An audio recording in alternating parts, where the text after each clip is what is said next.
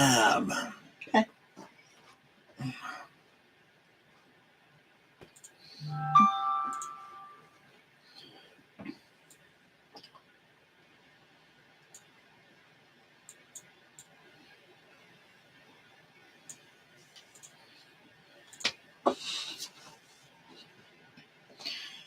Ashton's already in here.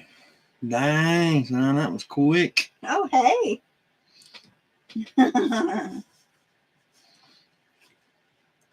He was on top of it tonight. Yeah, it was. How you doing tonight, Ashton?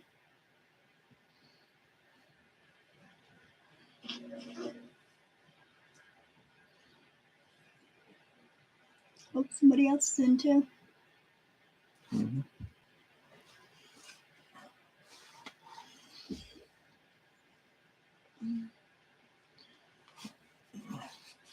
Then we'll get a few people pretty quick. Oh, we got 3. I would eat bedding. Already bedding down. Had a long cold day. Right. It was cold today. It was like 20 degrees when I got home. Mm-hmm. Yeah, it's a little too cold for me. Mm-hmm. Me too. Got that job? Cool. Oh, that's cool. Yeah. When do you start? I'm glad you got it. That's good. Yeah, me too. Good job. That's good. 30th? Cool. About 2 weeks away. Yeah. What are you going to be doing? What kind of job are you going to be doing?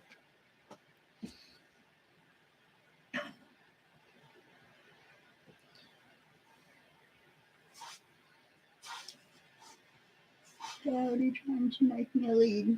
Oh, Cool. that's cool. Yeah. Yeah, it's always good when you start out higher up. Yeah. Yeah, that's a good deal. Yeah. More money, more money. Oh, Betty, how you doing? Hey, Betty. Walking around with my hands in my pockets. Yeah. I need me a job like that. Me too.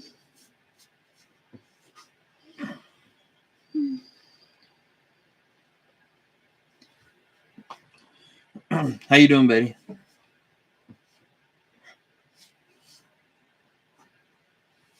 So they hiring.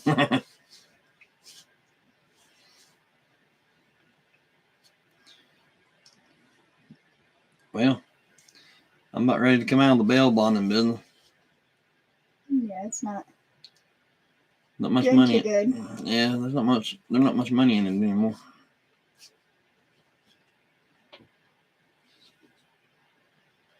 Maybe do it in part time or something, but it's full time, just ain't much of a living in it anymore.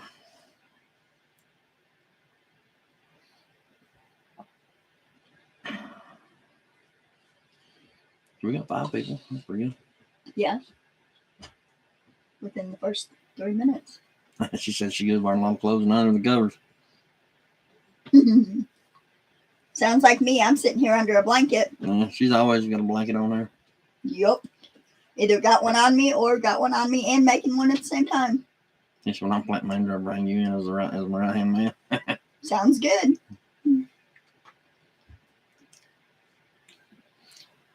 I have to be compensated well. Yeah, she's always got a blanket on her too, Betty. And she also got a jacket that's runs off batteries.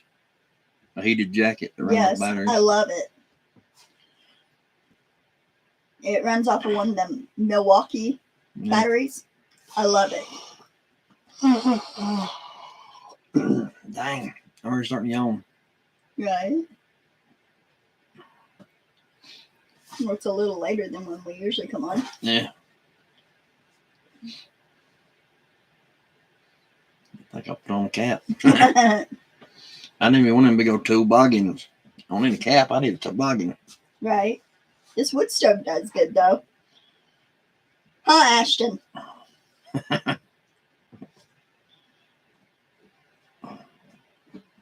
6 to 2:30 Monday through Friday. That ain't bad. That 6 in the morning or 6 at night? Probably in the morning. It'll make you sweat. I'm assuming it's in the morning because he said he wanted days. Yeah. That wouldn't be bad. 6 in the morning, 2:30. That wouldn't be bad at all. Monday through Friday. Now we got 6 people. It'll make you sweat. Yes, heater get pretty ripe on the dashboard. I like it. Morning, I can't do nothing. Shit. I don't blame you. Hey, Lemon. Hey, Lemon, how you doing? How you doing? Lemon lagging on in. Hey, we're doing good tonight. Yeah. 7 people. You was gonna. You like? You're like Papa. You run me out of there. Yeah. Yeah, Daddy always kept it hot. I like it. hot. I like it boiling. Hey, once you get used to wood heat, it's hard to get warm by anything else. That's the truth. And once you get, I guess, accustomed to wood heat, I guess. There ain't nothing else like it. Yeah. Yeah, Daddy kept it hot in the house just to keep people from coming in the house and hanging out. He wouldn't have kept me away, huh? In the old house, he kept, there was 2 wood stoves. There's one living room, one in the kitchen. Like a cook stove, wood cook stove. Oh, I'd like And he that. kept both them things going in the summertime. I'd have liked it. There weren't too many people coming there and hang out. Well, that's one way to chase them away. Oh, he definitely chased them away. Yeah, they couldn't handle it. I couldn't handle it much. That's when we was kids. We stayed gone out and riding our bicycles up and down the road all the time. That was one way to keep y'all out of the house, too. Mm-hmm. Yeah, he wanted you to stay out of the house. He still did. He said he liked those comers and goers, but he didn't like those comers and stairs. Says I have space here going on under a heated blanket. I usually have one of them going, too. Mm-hmm. Actually, I just now come out from under the electric blanket to come in here and do the live. I had it thrown in there on the couch. Yeah. Not me. Killed me with that stuff. I like to stay warm, but like when you're asleep and stuff like that, I like it to be kind of cool. Yeah, I used to keep it on the bed, but Chris don't like that. I can't sleep too good anyway. It's 12 degrees here. Yeah. I don't know what it is here. We'll look and see. I don't know. That's what I was just going to say. It's pretty close to the same. 9. 9. It's 9 here. 9 whole degrees.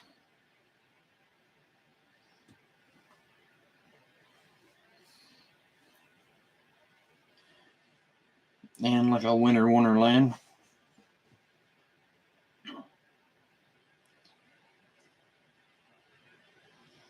It is supposed to get down to 4 tonight. It's supposed to get down to 2 tomorrow night. 6 Thursday. -2 tomorrow night. And -2. And The high is only 27 degrees for tomorrow.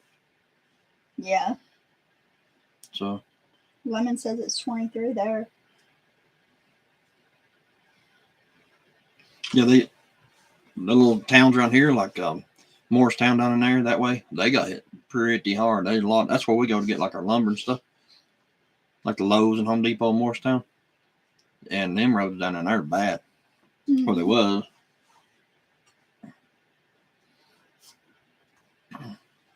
It's 23 degrees wherever Lemon's at. She must be in Florida. No, she's not in Florida.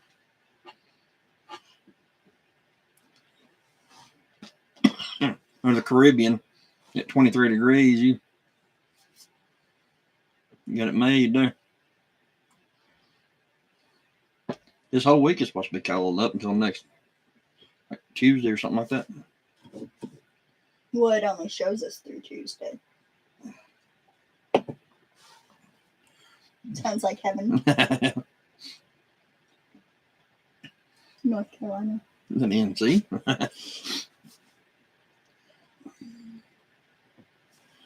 Ashton actually did come stay the weekend with us, but it's so cold and muddy we didn't get to do nothing.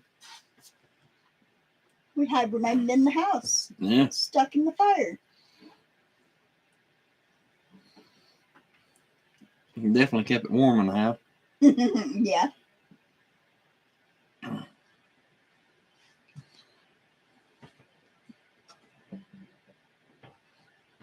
they're actual cold here. Yeah. I can't remember what part of them that you was in. I don't think it's supposed to snow no more for a while though. Mm-mm. They're supposed to bring gravel tomorrow, but Not happening. it's not happening. As muddy and stuff like that as it is, it just ain't gonna happen.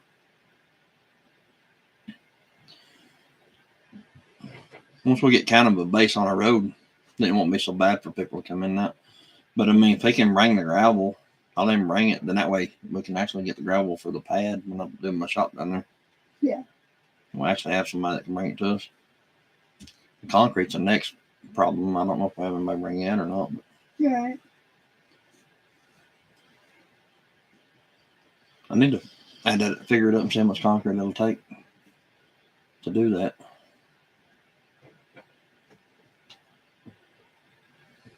And then get enough gravel to put down.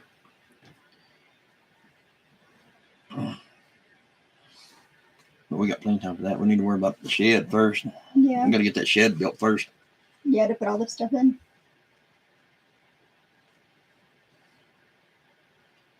Just outside of Greensboro. Might have to do a drive for with Bags. bags if they can't bring it in. I did look that up one time, actually, and I think it said 800 bags or something like that. I have to Google it again, but it was a lot. It was way up there in the bag.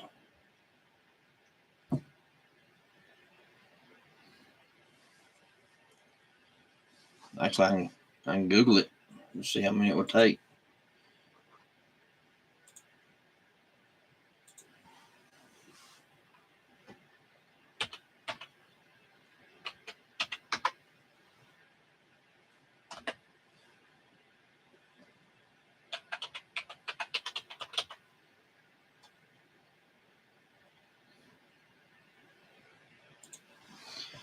Hmm.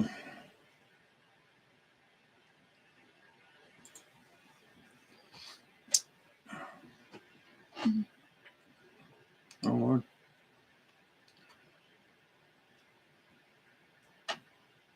Says price for slabs $48 per square foot. Cost about anywhere from say $4,000 to $7,500 to do it. That's a lot of money. We just dropped from 7 to 5 people. They didn't want to hear us talk about concrete. Mm-hmm.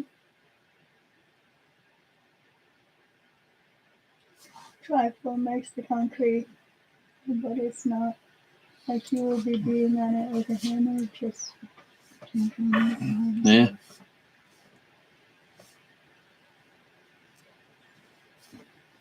Yeah, there's a bunch of channels on here, Ashton, that they've been doing dry pour stuff, which is okay. But like I said, it takes so many bags to do it. That would take forever. But I mean, if that's the only way you can get it in here, so you have to Yeah. go that route with it.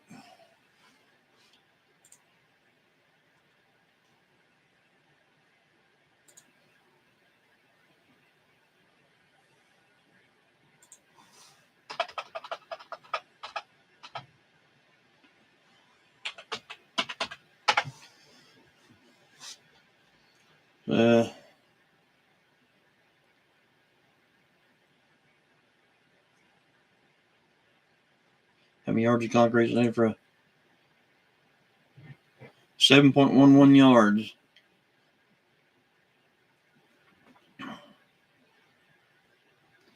Let's say 7.5 yards. I don't even know how much a yard of concrete is now. I'd have to figure that out. That's a lunch.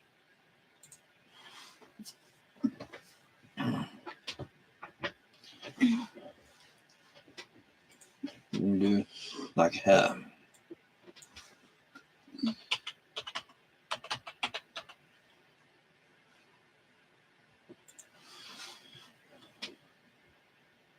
How many bags of concrete do I need? Figure it out already.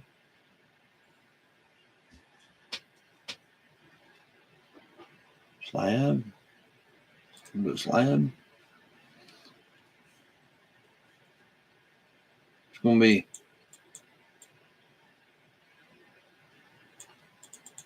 40. Depth is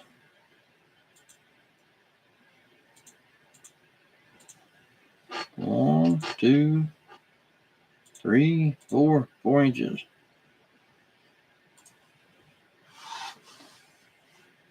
See right there, 80-pound bags take 534 bags. So that answered that, Ashton. It'll take 534 bags. 80-pound bags. 534 80-pound bags of concrete. I have to do a minimum 3 yards for that to do that. It's gonna be cheaper that way because you can figure what, $3-4 a bag. Yeah. Be about $2,000 to do it that way. They said have to do a minimum of 3 yards for them to deliver, I think. They want to charge my whole like $300, but that was in North Carolina. Have to do a minimum of 3 yards. That ain't bad. Mm-mm. I need to call them price it because I think it said just say roughly 7.5 yards of concrete to pour it. Yeah. And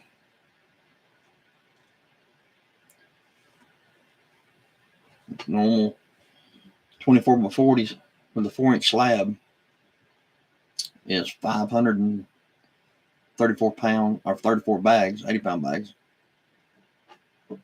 That's crazy. That's a lot of concrete. Yeah, it is. There's calculators you can get on here and look at, like how much you need to do this, that, the other. Yeah.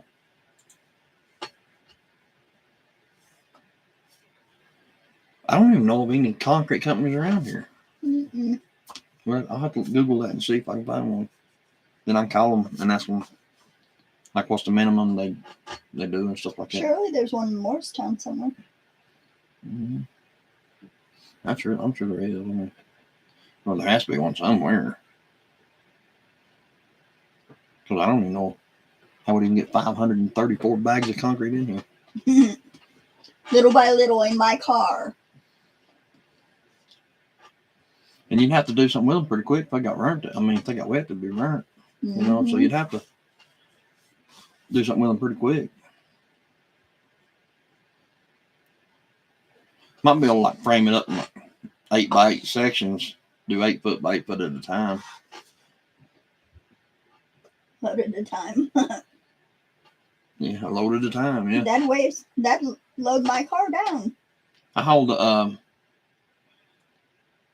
what was that in here on the pallet that we took off the truck? What was that like? What in the world do we haul in here on the truck? On the red truck, it was on a pallet. Something for them chickens. What was that? It was in bags. Mm-hmm. That sand. Yeah, the sand. Yeah. We got a whole pallet of sand and put it on that truck. It went like, what, 40, 50 bags, something like that. Yeah. And that it lowered it down. That whole truck was like stuck up in there, you know. Somebody had to haul concrete for 2 days, and a couple of people out there busting up the bags and pouring it out. And spraying it with water. We ain't got that many people to come down here. No, that's for sure. But I'd say if you broke it up in 8 by 8 sections, like 8 foot by 8 foot sections, it'd probably work pretty good that way. Just go ahead and frame the whole thing out and just kind of chop it up into sections. Yeah. That's still a lot of concrete though. Mm-hmm. Especially whenever you can get them just to bring the whole thing at one time. Yeah. And pour it while they're there. Yeah.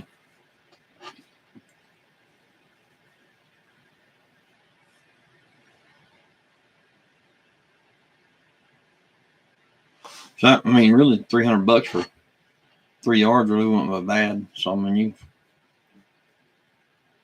Mm-mm. 36. was that 300 just to deliver it, Asher, or was that 300 for the 3 yards and deliver it? What was that?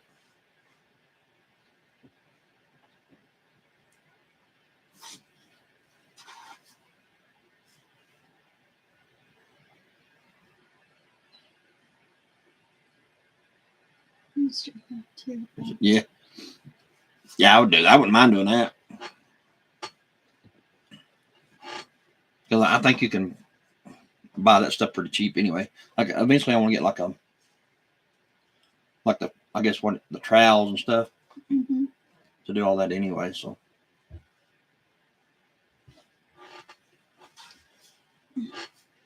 I wouldn't have the power trowel, whatever that is. I wouldn't have all that now. I mean, it would be more rustic. Even if you dry pour it, it'd still have like a rough texture to the top of it. I mean, you can float it out pretty good and get it all up pretty good and pretty slick, but you still have like a rough texture to it. And all the gravel and stuff will rise to the top. I've been wanting to try dry pouring concrete though, just see what it's like. See how it turned out.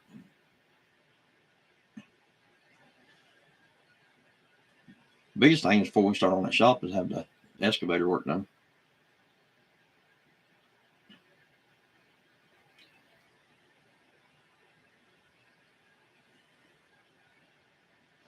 Yeah, I'd say they could bring 7.5 yards on Yeah, I that would truck. think so too. I think them trucks hold quite a bit.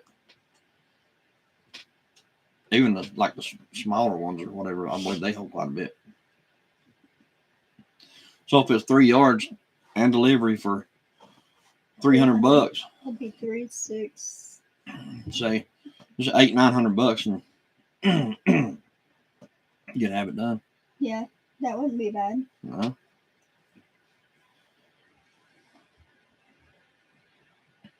Next thing is just getting someone to bring it. I think 9 yards is typical. Yeah. Mm-hmm. According to that thing, what I was wanting to do was like 7 point something yards. Yeah, I think it was 7.5.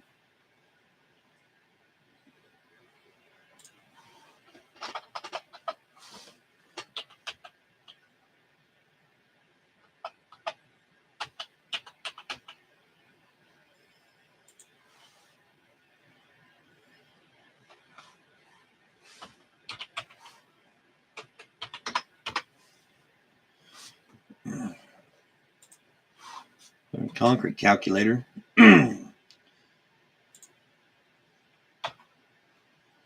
Width is 40. Oh no, width is 24. And 40. Okay, it says, yep, 534 bags. It's 11.85 yards. So it was all pretty bad. It's almost 12 yards. Yeah, just say 12 yards of concrete. Would be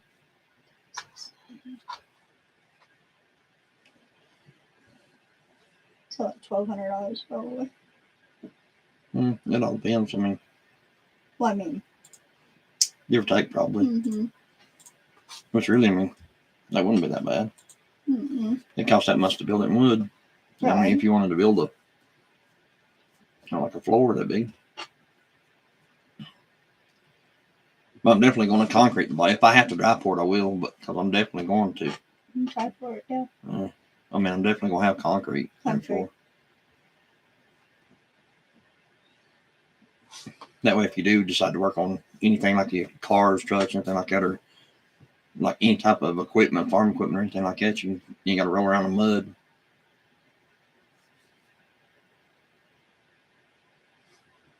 You happen to then have. Yeah. Yeah, you could.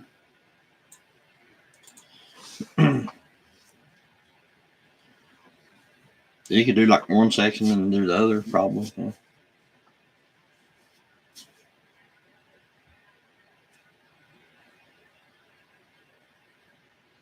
Yeah.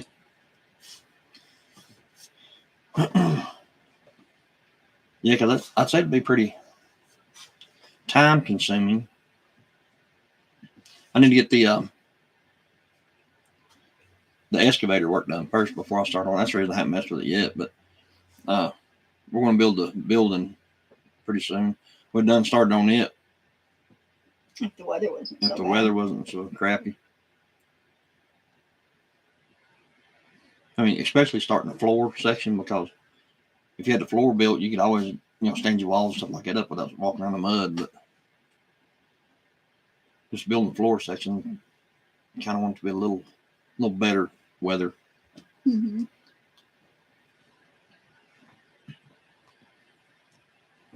Need to find a place here to rent like equipment too, because I like a ditch witch and stuff like that. Because I want to bury just like a one little single line down to the shed when we get it built, for like lights and stuff in it.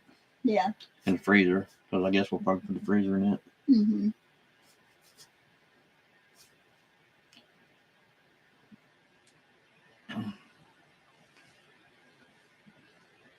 Unless we can get somebody come help us dig it by hand. But I don't see that happening. yeah, me neither. I'm just wishful thinking. Well,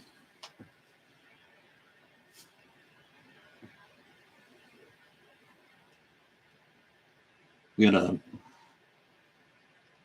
need to start doing the rest of those beans and stuff in those Mylar bags. We just ain't had time to do them. Rice and beans and Yep. And you got another 25-pound bag of sugar we need to do.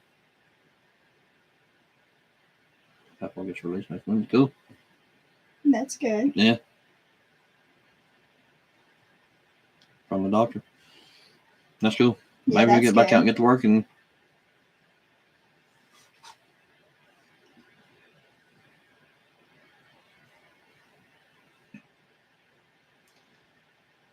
yeah, maybe he'll get back out and been able to work a little bit more. Right?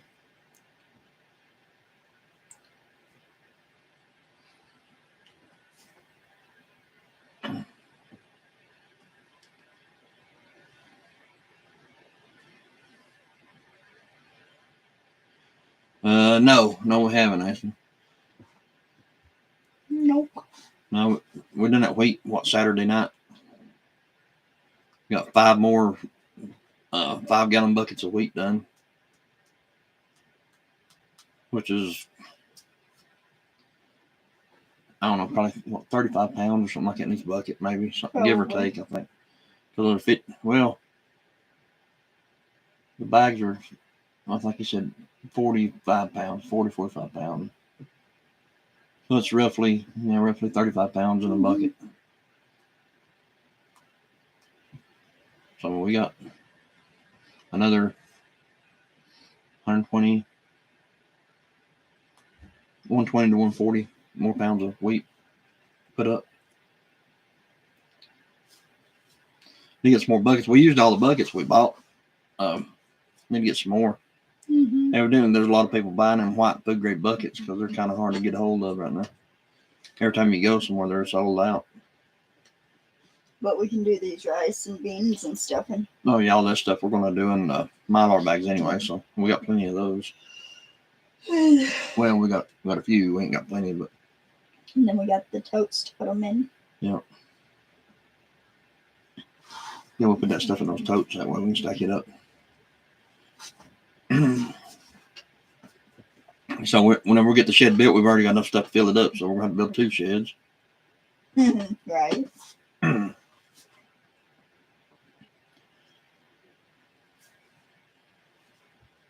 That wheat will come in handy though. Yeah. I'm glad we got all that put up though. Mm-hmm. That was the biggest part of it. I've still been looking online for a wheat roller or an oat roller. Yeah, we haven't found the oat roller yet.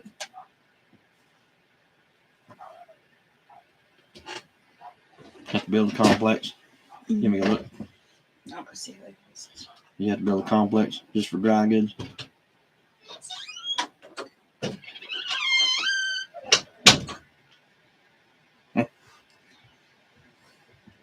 Yeah, I'm pretty certain that well, I was dead set on getting me a shipping container, and that's why I really wanted one, but now they're saying I can't get it in here. So unless I spend thousands of dollars on the road, and I just ain't gonna do that. I kind of like I want to fix the parts that I think need to be fixed as far as mud, but the rest of it I'm not gonna mess with. It's simply like a safety for us and keep people out and stuff too. As long as we get in safely, that's all that matters, and keep people out. So I'm not gonna go like get elaborate with the road because I like it just the way it is, minus the mud holes, of course. So I guess we'll just have to old school it and build a shed. And then if I do decide to put something into the bank, like I want to do that shipping container, we can take and like just dig out and maybe pour concrete slab and block walls and stuff like that, like the old school. As long as we get the shed built right now to get the dry food put up, we'd be all right for a while. You might be barking at the cats. Because this room's a slap dab full of buckets and everything else, which is a good thing. Yeah.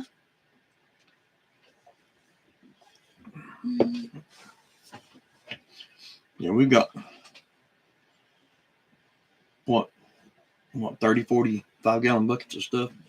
Yeah. Give or take, maybe more than that. Then plus 100, 150 number 10 cans, something like that. Yeah. Yeah. So we got. I gotta chill now. It's cold. Outside anyway.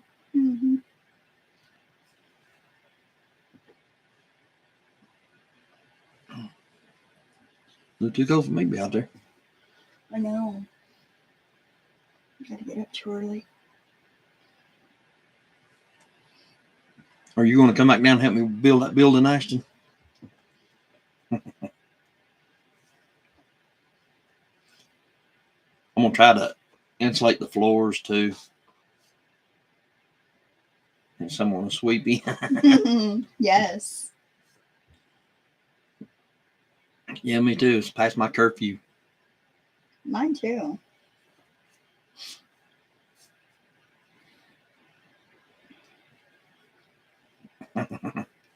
I mean, we do.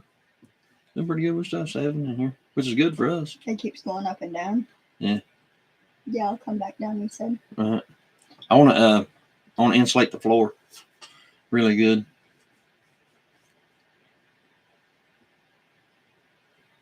So I'm a night prowler. Well, I mean, just to be honest with you, I am too.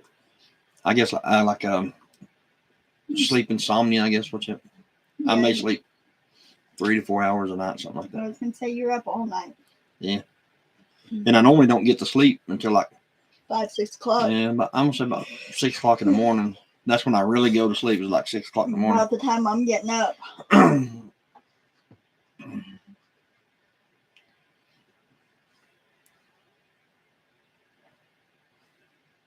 Not 7 p.m. You gotta wait till it gets a little warmer. Yeah, I used to work at shift there, Green Man, 7 p.m. 7 a.m. I used to do that. Not me. I don't like that night stuff. In a factory. But I tell you, man, that stuff will get you after a while. I worked nights a little bit, but I didn't like it.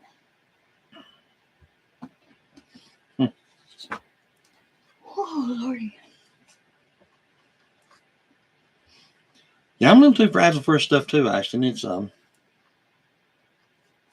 way I look at it, there's plenty of stuff I can do inside the house that I could be like productive with.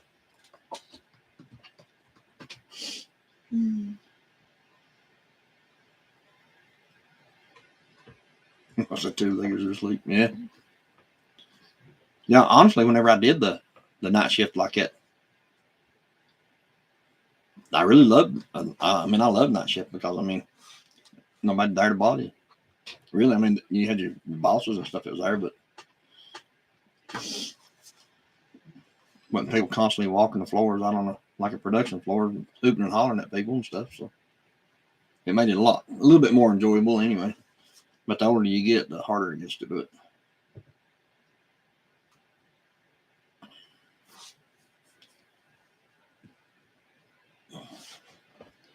But I don't know if I could. I guess I could if I had to, but Lord, I don't know if I could do a night shift again, 12-hour night shift. Not me. Mm-mm.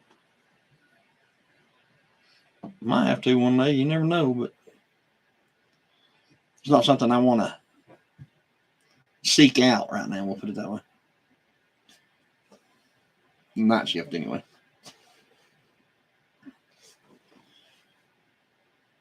We start making our millions and millions off of YouTube, we won't have to.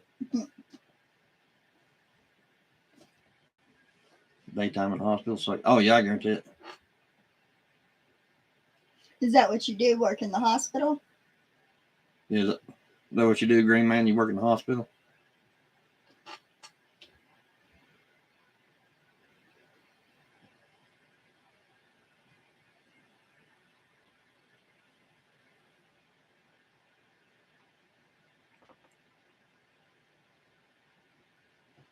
Gonna be guarding that road, that driveway at night, yeah.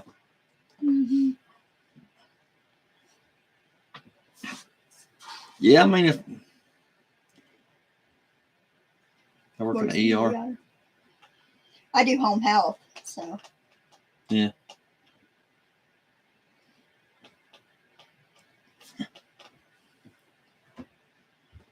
I haven't been to the ER in a while. Last time I was there, I was drugged by a truck and it took all the hide off my hands. Chasing them convicts. Mm-hmm.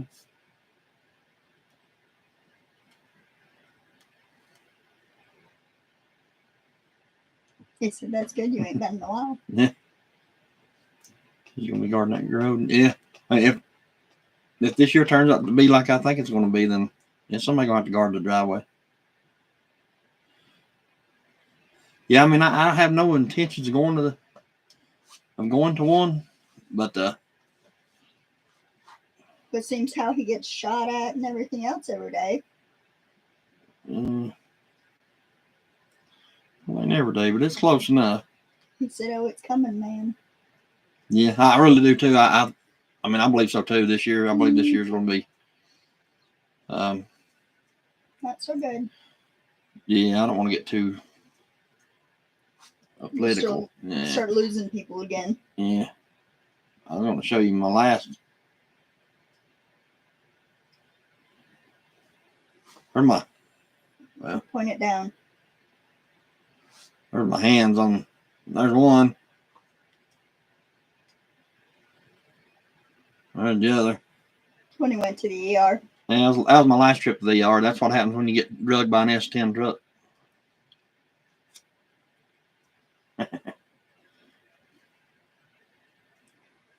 I think that's all my wounds I have pictures of. The last ones, yeah. Yeah.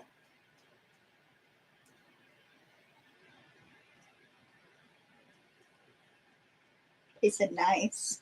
Well, that really wasn't drugged by the S10 truck. I was being thrown from after being drugged, you know. Where's close? Yeah. Ouch. Yeah, I think this year's going to be different for sure. I really do. I really think that.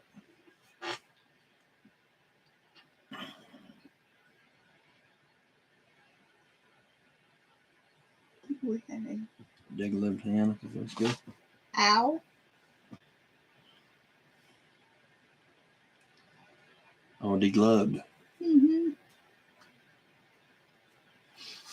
At that factory I told you I worked at, there was a girl there that got her ring hung on Stuck in it. Yeah, it's The like she's machine. climbing out of a machine. She got a ring hung on it, and it actually peeled the hide, skin, and all down to the bone. There wasn't nothing but the bone poking out.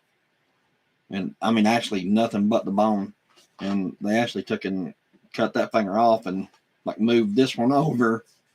So made her like 3 fingers on it. And it kind of looks like it was made that way, kind of. Yeah, I think that's why they don't let you wear rings in factories is because of things like that. Yeah, I bet she was hurting. I guarantee it. Mm-hmm.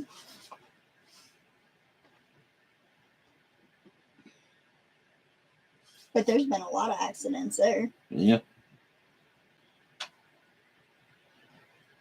People anymore is getting, as far as what I do, people anymore are getting to where they out there, but it's getting worse and worse.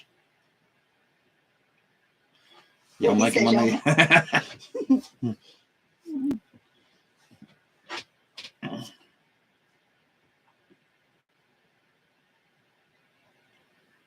Yeah, it is sad to see. Yeah. Well, I was on the machine next to the one that got his leg blown off. Huh. How you feeling about that sandbox across the pond?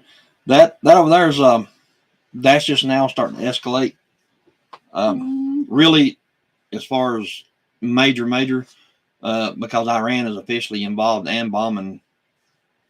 So I mean, once that starts, that's what they was waiting for. Honestly, they was wanting for Iran to do something to where they can intervene. And now, the United States today was bombing the, I guess, assets of Iran today. So I mean, the last couple of days, the United States have been bombing the crap out of them. And then there was was it yesterday? There was a tanker that was hit. I don't know if it was the Houthis or whoever fired it, but it hit a United States, I guess, cargo ship. I don't know. It wasn't a military ship. If it was, that it'd been very bad. But I mean, it's bad enough as it is. But I mean, they got everything that they was waiting on. Them Houthis, yeah. Once Iran started lobbing them bombs over in Iraq, that's everything they was waiting on right there. So, the next week to 2 weeks, it'll be full blown war with Iran. Thank honey badger. Yeah. And that's kind of where everything's going to start, just simply because of the BRICS. You got Russia and China and Iran. They're all a pack, kind of like NATO. Mm-hmm. Honestly, that is true. I mean, yeah, they are really, truly sick of it. India, is that who it was? Yeah. Brazil. Mm-hmm. Yeah, I know I was forgetting a couple there, but honestly, everybody around the world is just completely sick of the United States because if it's got anything to do with money or oil, they're going to stick their nose in it, for real. Yeah. Yeah, we have been very blessed, but honestly, I think that's almost coming to a halt. To a halt. Yep. Yeah. To a stop. Yep. Especially like I've been harping on, with it being election year. Like last night, for example. Last night's a prime example. Donald Trump won by such a margin that nobody's never, ever, ever won by. So if they feel as though he's going to do that across the country, they're going to do something to stop him. Oh, yeah, every day. I think I said there's 13,000 a day coming in. And that's just the ones they know of. That's just the ones that they know of coming across the border. Yep, there's a lot that they don't know. Or that they basically catch 13,000 of them. There's probably another 5,000 to 10,000 per day coming across that they don't catch. Because if they catch half of them, they're actually doing pretty good. Mm-hmm.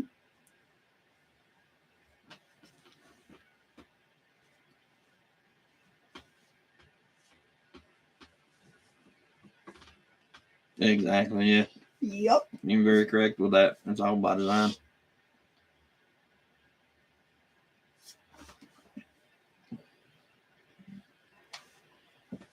I mean, hopefully something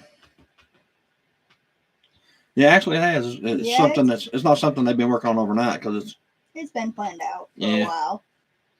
me personally, I honestly believe that. And I've actually been raised to believe this. They know who's going to win an election long before that election ever takes place. They know who's going to be in that office. Hmm. 1965, yeah. Remember Paul Harvey?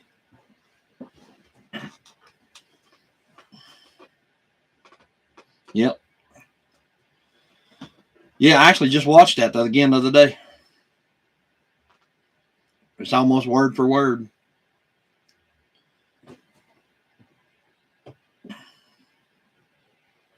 That's just like I was saying before. Everything that's going on and everything that I feel is going to happen. That because I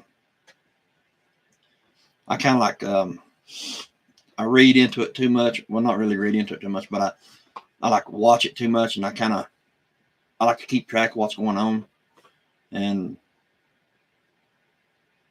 I like to prepare accordingly. So that's the reason we've been trying to stock up so much stuff as far as dry food and stuff like that. We want to be prepared for anything. Yeah.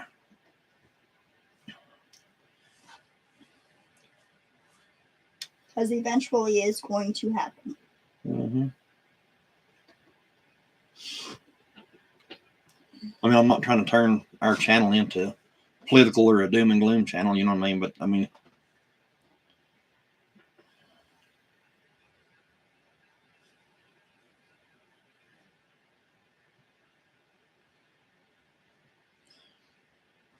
yeah, I watch I try to watch a little bit of everything. I try not to watch too much of CNN because those people are just ignorant. They're just 100% ignorant.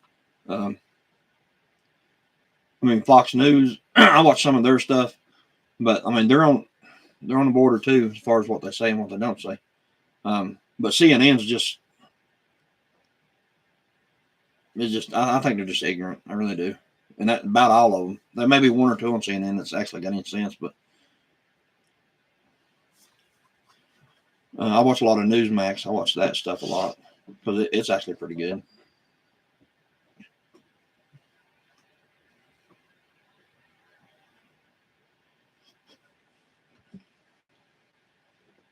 And Bill O'Reilly, I watch some of his stuff too.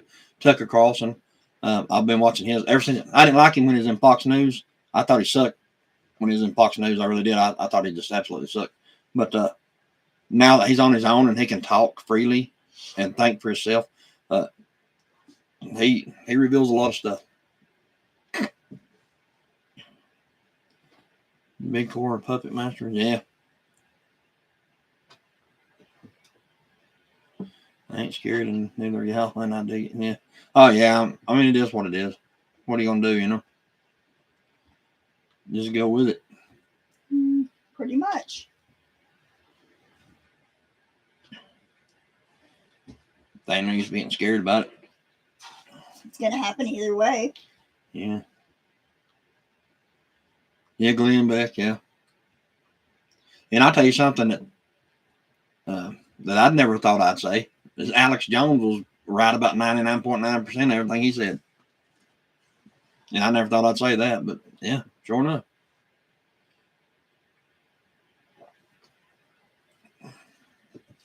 Things changed my lifetime for sure. Yeah. Well, you know, since I never really like was in politics and stuff like that, or watching it as much as I do now until Obama was elected. And it's not because of who he was or anything like that. It's just his policies and stuff made me start paying attention to it more and more.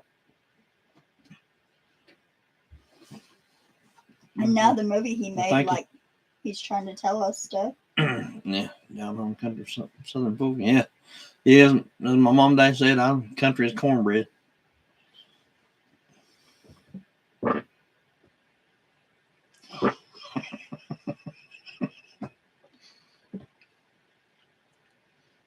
Country as cornbread. Yeah, honestly, I think he did. I mean, everything was going good up until that point.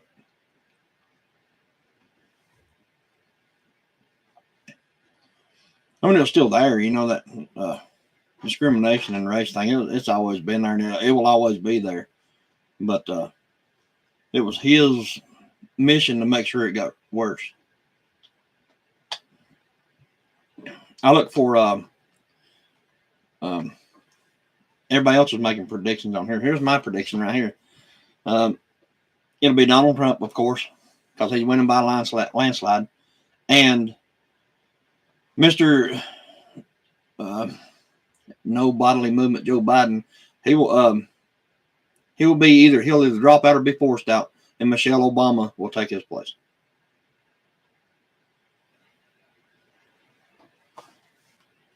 Hurry, close the door in traffic.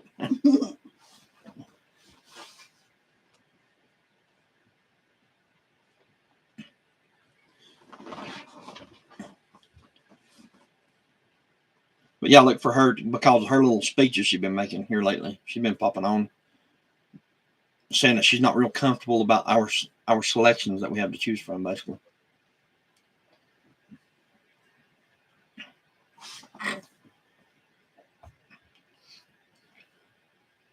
Oh, Joe's a no-go. That's for sure. Yeah. Like I said, I'm not a Democrat or Republican. I'm unaffiliated, so I vote for whoever I think has the most common sense. And Joe Biden ain't got enough sense to get in out of the rain, let alone run the country.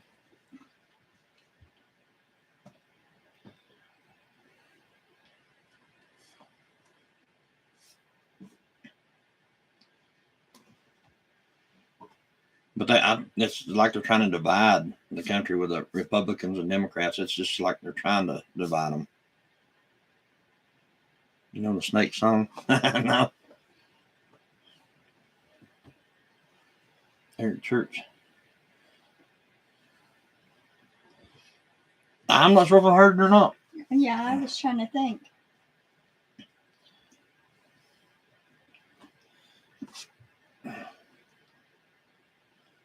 Rattlesnake and Copperhead. I don't think I've ever heard that one. Mm-mm. I don't think so. I've heard Copperhead Road with Steve Earle. Dems and Republicans. Yeah. Yeah.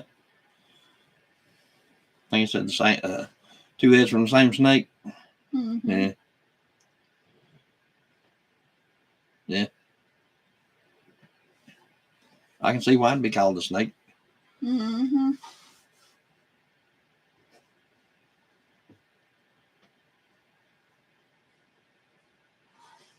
Arcanus, man. Yeah. They're also trying to, like the blackout type event. They're trying to work that up so much. They're trying to build that up so much right now because if you look, it's like you got Dennis Quaid and everybody coming out talking about it, and he wants some ice cream. Yeah, whenever you got all these TV personalities coming out and talking about it, and then, I mean, like a broken record, I know, but you got Barack Obama and Michelle making a movie about it. Well, they didn't make it; they like helped produce it. And then you got all the mainstream media talking about it. You got all the countries that hate us talking about how they can do it, and then you have attacks on our power grid like daily. That should tell everybody something. Yeah, maybe. Where he fell off the mountain bike. Yeah.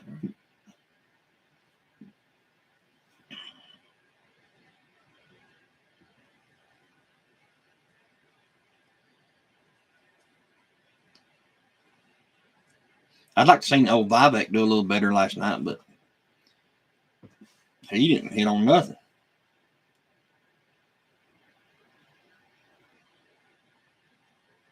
Yeah, I mean, even at that, I think that, without sounding kind of conspiracy theorist, I think they actually try to Tell you something without coming right out and saying it. basically, yeah, and then that way they can say, "Well, we tried to warn you," type thing. But Terminator, yeah. But I do feel as though Mm-hmm. I do feel as though something's going to happen, and that's actually what I look for, whether it be by some type of terrorist attack, CME, what do you call it, EMP, or something, or some type of attack. I do look for some type of a blackout event to happen this year. I really do. That's what I look for.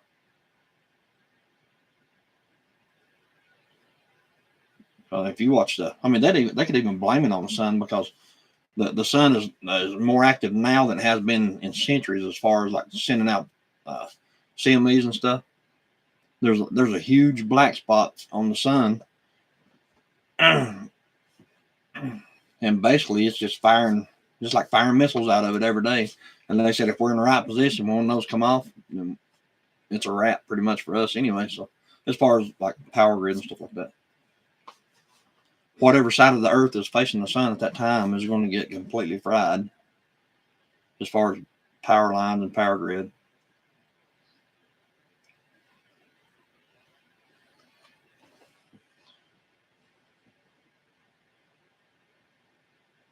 Then you got that, I think it's that asteroid. I can't remember the name of it. You got that asteroid coming through this year sometime or another in 2024.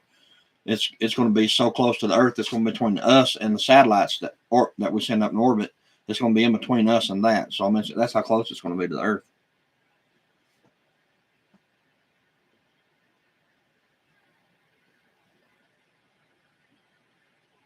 Elon gonna save us a SpaceX.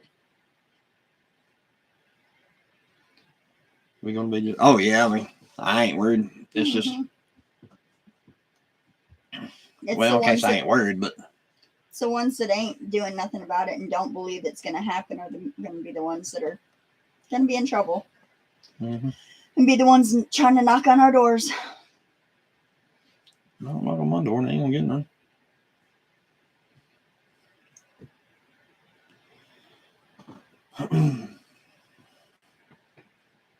I think by 2040, I think actually, I think last night I was watching that, and I'm pretty sure they said by the year 2040, he's going to have bukus of people living on Mars. He said he was going to start taking volunteers and stuff like that.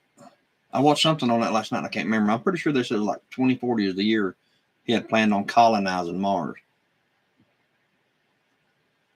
Got to become farmers, yeah. Yep.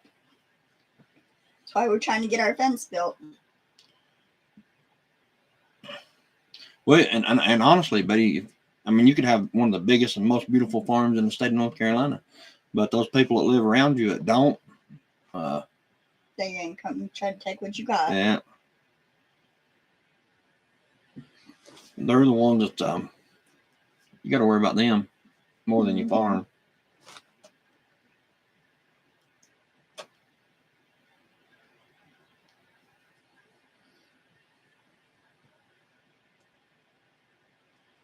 They said there again, sound like a broken record, but they said that in a grid down, power down type of event, in 1 year, 9 out of 10 people would be gone. So yeah, whether it be disease, rioting, just anything. Medicine, oxygen.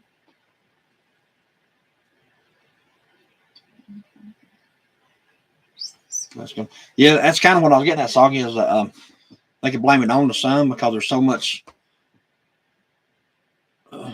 talk about that now too, as far as like solar flares and stuff coming off the sun. If one of those was to hit us, or I mean, they could say one of them hit us and they could do whatever, like some type of an attack on the power grid or something like that, and they could blame it on the sun. I guess what I'm trying to say.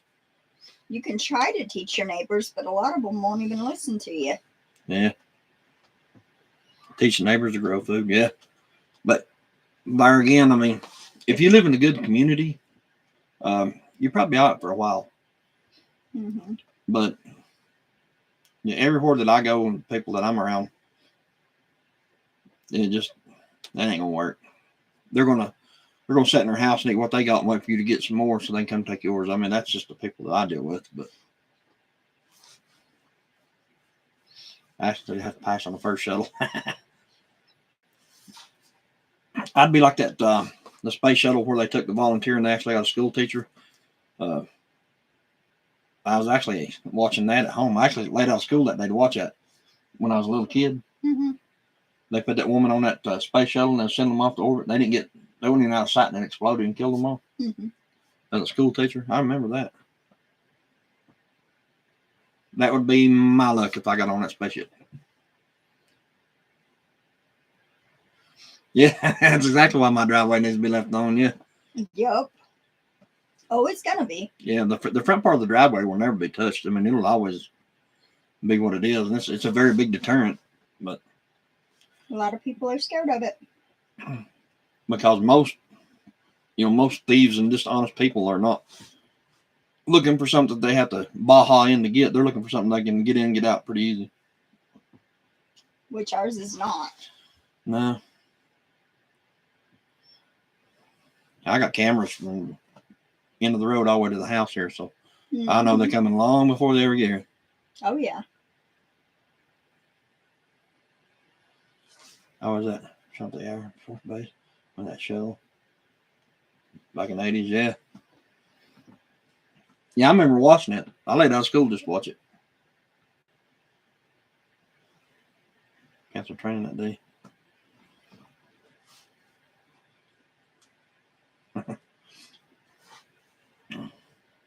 Yeah, that was bad. Full send up that rock. Yup. What you got to do? Yeah, Ashton drove his car up here, and he had to come across it pretty quick to get up it. You either send it or you walk it. Yep.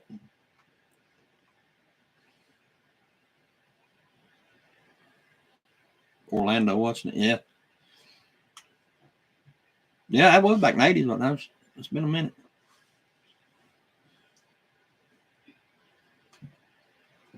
Yeah, Green Man, he's actually got a 4-wheel drive little Ford, I think it's an Escape or something like that.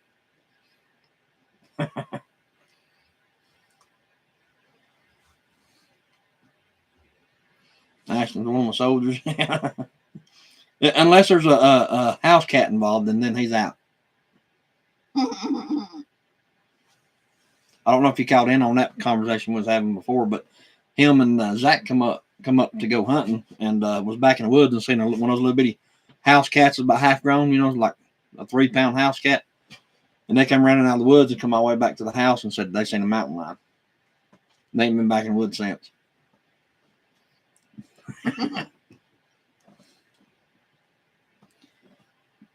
So unless you see house cats, he's all about it. But once you see a house cat, he's coming to the house.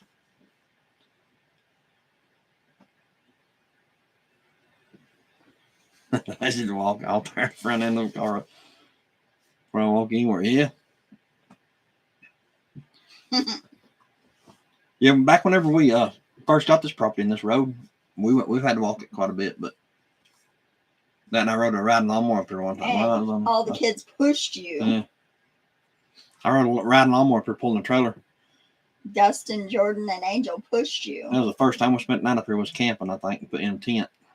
Mm-hmm. That was 8, 9, 10 years ago, something 10 years ago. About 10 years ago, us, the kids, and the grandkids. It was so muddy up here that the mud got onto with the mowing deck and everything. So on the lawnmower, the mowing deck had so much mud on it, it wouldn't even move. It was actually picking it up off the ground. That's my... Your own liger. He said that wasn't no damn house cat. That's what I was laughing at. Yeah. That's my favorite part of y'all's property. Yeah, I mean, that's one thing I do like about it is the beginning of the road. So slippery dirt road. Oh, it ain't slippery. It's like ice. I mean, it's like it's kind of hard to explain this stuff. This mud up here. It's a little different. It sends you towards the ditch. Get more buckets of corn and wheat for soldiers. Yeah.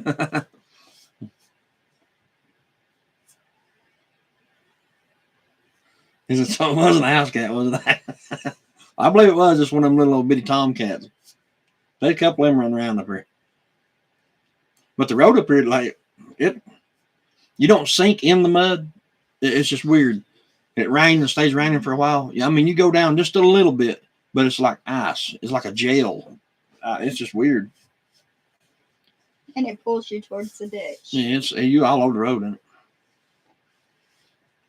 So you can either handle it or you end up in the ditch. Yeah, 1 to 2. Mm-hmm. Hold the road.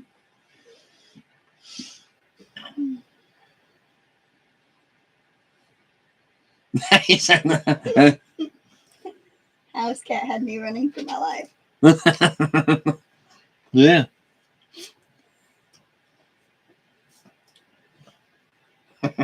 Running for my life. Good He goes Lord. back up there. He needs to wear your camera on his Yeah. camera.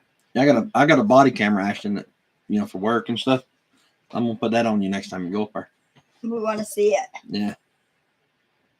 That might be our good video.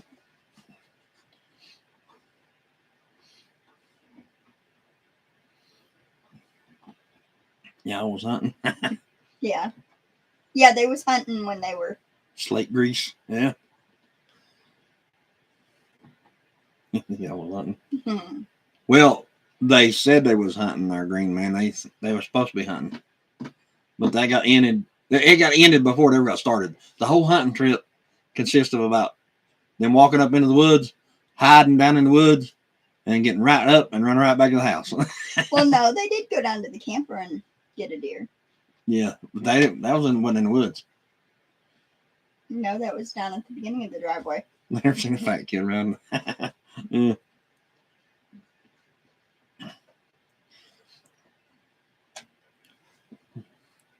See, Ashton, you really don't have to be that fast though. You ain't got to outrun that. You ain't got to run that house cat or nothing. You just have to be faster than Zach. If you outrun Zach, you're good.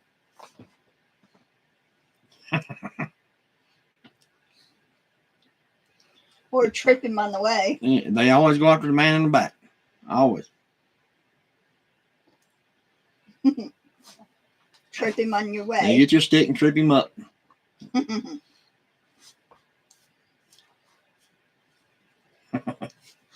Good Lord.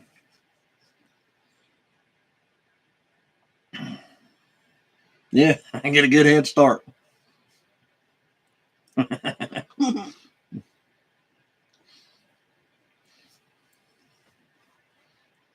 And truthfully, there probably is something in these woods. You know, there's probably a Sasquatch in here somewhere. I wouldn't doubt it. It gets very, very dark up here. Well, that one video I put out about that light, Mm-hmm. you can actually see how dark it gets up in here. Yeah. Yeah, I don't know if y'all seen the video about where I hung that light up, the security light. One of the last videos we put up. But toward the end of that video, I'd show you how dark it is outside. And I mean, you literally can't see your hand like this. It's so dark out here. There was no countdown or nothing, just straight instinct. Straight instinct. Yeah, I bet it was.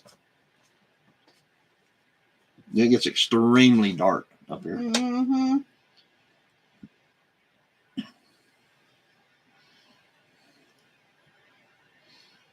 Fight or flight. I'm a fly. That's one way of looking at it. Mm-hmm. As Paula told that truck driver, she said, "Show you right, but I gotta go."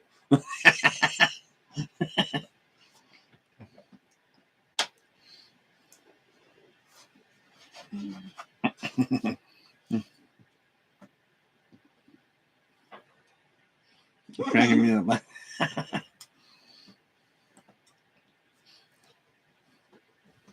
That'll be all right.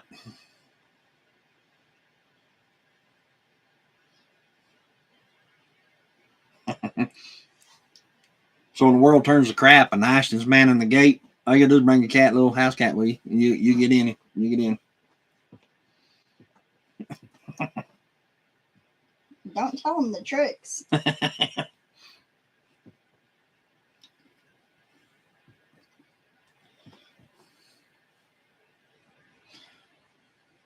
You seen where Betty said on here you had to get more corn and wheat. That's going to be the currency to enter the mountain, Ashton. You got to bring 2 buckets of each.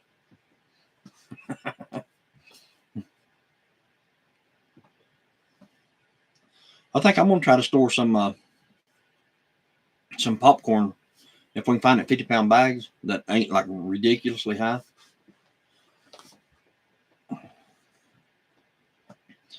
Actually, Oh, by the way, Betty, you guys sitting around the Asheville area on Facebook Marketplace.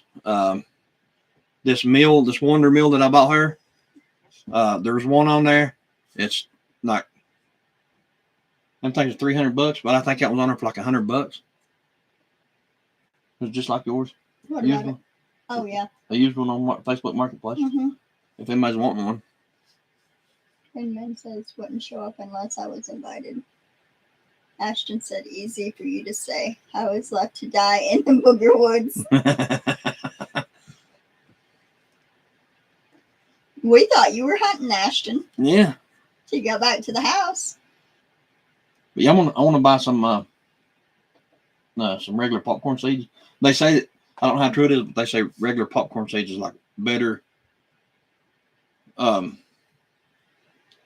like whole corn. You know what I mean? Like how we grind the corn up with seven corn. They said a popcorn, if you grind that up, it makes better cornbread than. We need to get some and try it, even if we get a small bag, just to try it. Yeah. Betty said, what was that? What was what, Betty? Green man, I know your house is protected by the good Lord and a gun, and I ain't ready to meet either one of them at this point. Yeah.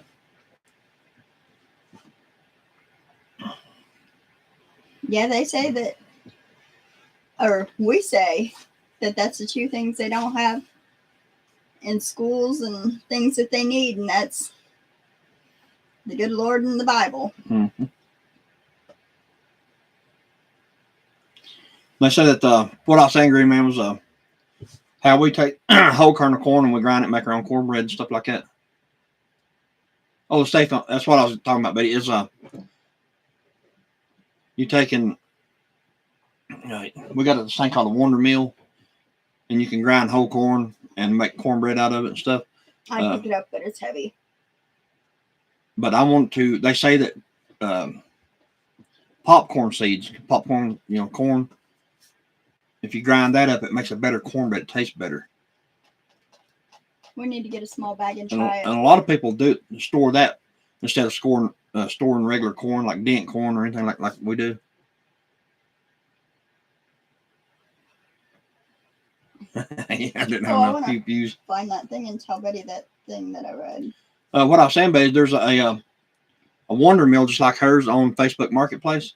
I think it's them things sell brand new. I know I gave $300 for that one, but they said on Facebook Marketplace it's like $100. Somebody had one around Asheville somewhere for like $100. I mean, if anybody's looking for one, that'd be a really good deal on one. So supposedly that's the best one you can get. Supposedly, no, I don't know.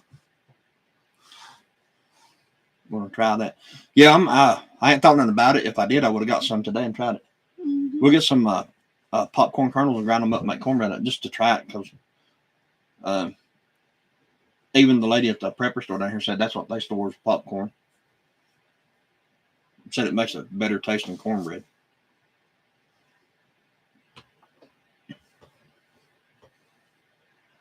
I would like to try it to see what it's like. Mm-hmm. See how it tastes. Oh, Betty, I was telling you about. Make a good video of popcorn cornbread. Yeah. Yeah. Where we was talking about doing the do-it-yourself tea lights in the muffin pans. That's a no-go. We read a little more into that, and it said that someone tried it, and it took 2 hours and 15 minutes to get it hot enough to have it like been able to make ramen noodles. Noodles and noodles. And however, within that time, the pot that they used, that the candles got hot, but that they went out before the water even started to boil to do the noodles. That's what I was saying. I didn't think it would. So with that being said, if it ain't even gonna get the water hot enough to boil noodles, it might be hot enough to maybe fry an egg, or maybe. Yeah, I'd say you fry an egg on it, but I mean, I wouldn't. But I wouldn't push it with the soup or something. Maybe heat up some chicken noodle soup or some pre-made soup. But as far as making something, cooking something, that's a no-go because I looked a little more into it and I mean, honestly, we don't even have to do that because those little things we got, the lamp top that goes on the mason jar. mm-hmm. That's all we need because we can put remember the old metal eyes we kept off the gas stove, Yeah. the little grates. Yeah. All you gotta do is set those on those blocks and set that on top and set that thing we made under it, and we cook. Well, I mean, I knew that, but I know was trying to that'll think water. of other alternatives to show people. She said, "Good, you looked into it." Yeah. Yeah. But yeah, I was just trying to find other alternatives to show people to do. But I just wanted to let her know that was a no-go. We're not going to do a video on it because it's kind of pointless. Well, I mean, I wouldn't want to do a video on it anyway because you're running a perfectly good muffin pan. Get that old crap down in there. Yeah, when all the wax melts down in it.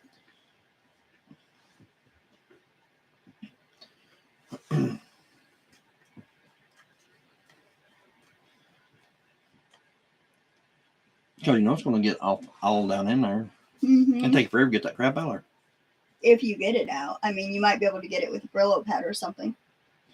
We're gonna save that, and we're gonna make popcorn cornbread in that same pan.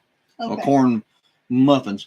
I want to learn how to make corn dodgers. Back in the old day, they made them little corn dodgers. It was made out of corn, like cornbread, but it looked like a cookie, and they was hard as a rock. But that's what all the old cowboys carried around their little knapsack that go around like when they was working cattle and stuff for snacks during the day. That and beef jerky. It's just like a really, really hard piece of cornbread, like and shaped like a cookie, round like a cookie. Yeah. Call them Dodgers, corn Dodgers.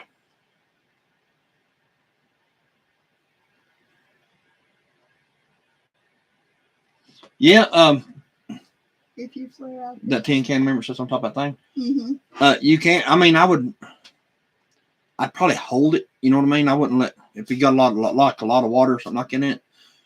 But personally, I would build something to hold it up away from it. Mm-hmm. I've messed with this one quite a bit. I mean, we could do like a video on it on how we do it, but I'm trying to those little bricks like pavers, you know, it look like the size of a regular little brick, like a brick house. You can buy those at Lowe's for like $1 a piece. You can take those things and like put around and put that in the middle and then stack them up like too high, just kind of stagger them a little bit around and then set something on top and cook on it that way. That's kind of the way that I've got mine set up. Large can on a roll of toilet paper and a bottle of oven. Yeah. Yeah. Yeah, it works.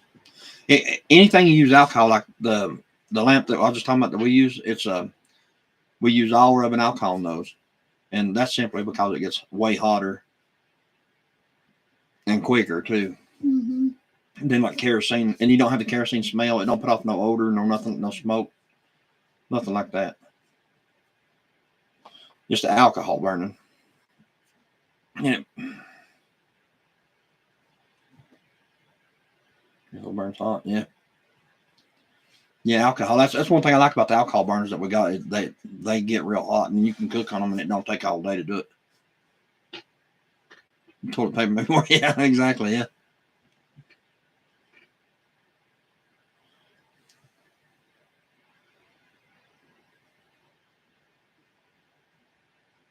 That's when you fly out that top of that can, Betty. It's really not the can on top of it that you're worried about.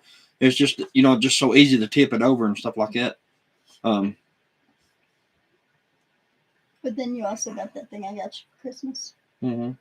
I have a rocket stove now, and then have that little cooker that you got. That's more like a little cooker you got me is more like a camping thing. The rocket stove is more like a survivalist type thing too. I mean, cook something because you can take a little scrap piece of wood and poke in it, and then it'll flame up pretty quick. Yeah. But you got to constantly keep feeding it. Is the thing. Yeah. But I mean, if you didn't have nothing else but that, you'd definitely sit there and feed it. My woman makes good salt toilet paper. So soft. Yeah, rocket stove. Yeah. She got me one of those for my Christmas present, the rocket stove. I haven't messed with it yet, but them rocket stoves, you got to keep those. Well, I haven't messed with this one yet. You got to keep those things stoked. Little twigs and stuff down in it. You got to constantly keep feeding fuel to it to keep it burning good. because you can't put nothing big enough in it to last. So you just have to keep feeding all kind of crap down in it to keep it burning.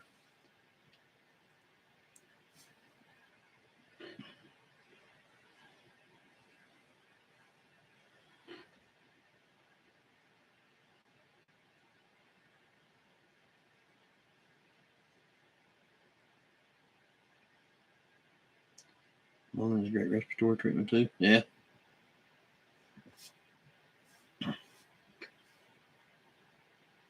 And it's free, yeah. True. As Ashton says, free as me. Yeah, they're crazy. That is true with the toilet paper and the bottle of rubbing alcohol can. That is true. That really works well. The toilet paper just serves as a wick, as it really is. Telling fish antibiotics was a good thing to put up to. Yeah. And another good thing to put up is fish antibiotics. You can go to a pet store or a fish store. Go in there and tell them you want a bottle of antibiotics. It's the same as regular antibiotics. If you Moxicillin in it. Yeah, if you read the back of the bottles, they have the same ingredients in them.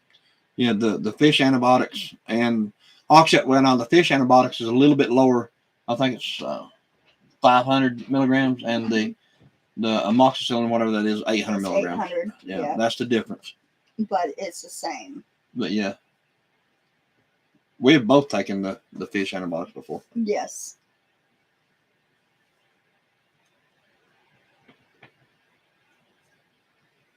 I can't see what that says. I've thought out hundreds of mullein seeds. Hoping to get one going, none yet. I thought they were taking them around the stores. They haven't yet.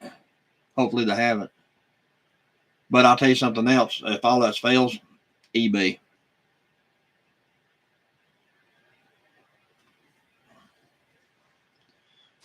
But that's something that works really well.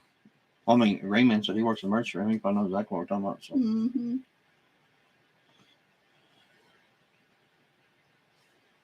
I'm saying you'll put a fish to sleep. Yeah. Yeah, he probably knows exactly what we're talking about. Yeah. I do indeed, yep. I thought he would. And they actually work really good because we both haven't taken them before. And I think you pay like a amoxicillin, whatever it is, you get a bottle of those, you don't get but like 10 or 15 in it, and that's God only knows how much they cost now. And you buy the fish antibiotics and you get like 250 or something like that in that one bottle. Yeah, for like $36. Yeah, like $30. Yeah. $35.99. Yeah. Plus tax or whatever. So I mean, all that stuff's out of hand. Let's see, you can go right. Let's see if I still have it right here.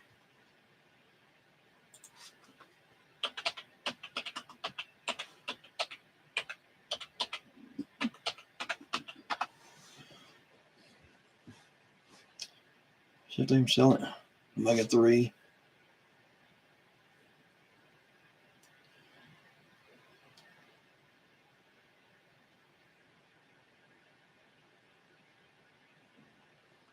See amoxicillin right there? Right there, the $34.99. Yeah, but that one's, well, right here's the 500 milligram. And 250 milligram, 100 count. And 250, 100 milligram, or 100 count. Ours is 500 milligram, 60 count. Yeah, so I mean, they're still on here. Mm-hmm. Like $40. I don't see the ones right there.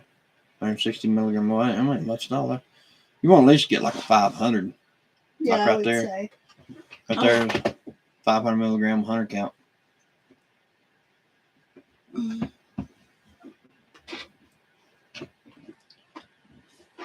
So, I mean, they're still on here. Yeah.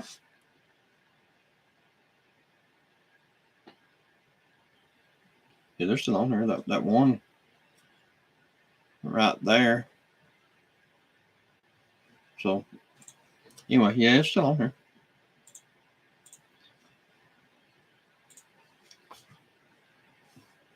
I reckon I best don't swim down and grab them. Yeah, over the counter meds too. Yeah, Yeah. I'm an asthmatic, so we grab like one of the little cheap inhalers from Walmart or wherever.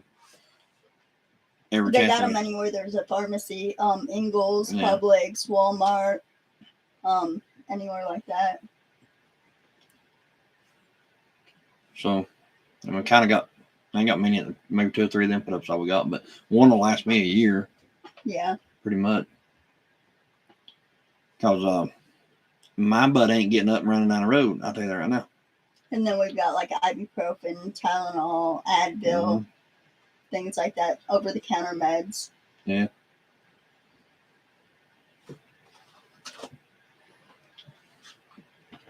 Yeah, we buy those like I think it's 500 in a bottle or something like that. 500 count bottle. Mhm. They do work really good for a toothache. Yeah. I had at one time the whole side of my face swelled up where I had an abscess tooth, and I took them for like 3 days and it went away. Yeah. Anything you need a antibiotic for, Mm-hmm. they're just like the same. They're the same exact thing that they would give you, say, at an emergency room or wherever, Yep. or a doctor's office prescription. I mean, you can look at the bottles and it's the exact same thing. We took an old bottle from where had a molar pulled and compared it with the fish antibiotics, and it's the same thing. Just the dosage is different. Yeah, I think it was the One bottle was that's prescribed 500. was 800 milligrams. Yeah, and the other one was 500. 500. Yep. I ain't gonna say that you ain't gonna grow some type of gill or a fin. I ain't gonna say that. You may. But if you do, and the world turns to crap, and the Lord floodeth us again, You can swim. you can swim your little butt right on over to somewhere. You ain't right. Well, I mean, you gotta look at it from all angles. Yeah. Look at the cup half full. There you go. There you go. Yeah. I ain't worried about the cup. So you got right there where it says that word right there. Mm-hmm. It's kind of big. You have to make sure it says amoxicillin on it. Yeah. Whatever that word is. Because if you've seen that one was one. Well, I mean, they do have it as the main thing. Yeah.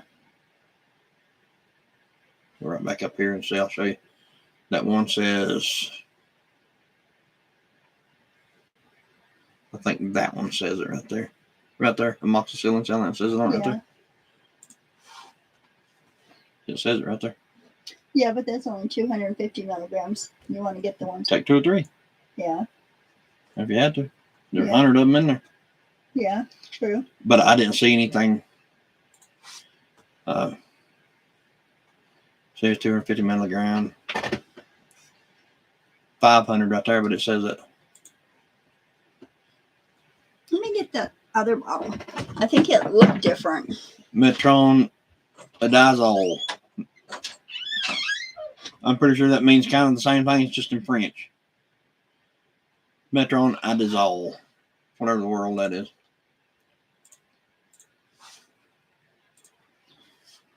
But yeah, she had a real bad abscess tooth, Ashton, and she took those things, I think, for 3 days. And she just took one a day. I think it was either one. Might have took 2. Might have took 2 of them. But in 3 days, it was completely gone. So, I mean, they do work.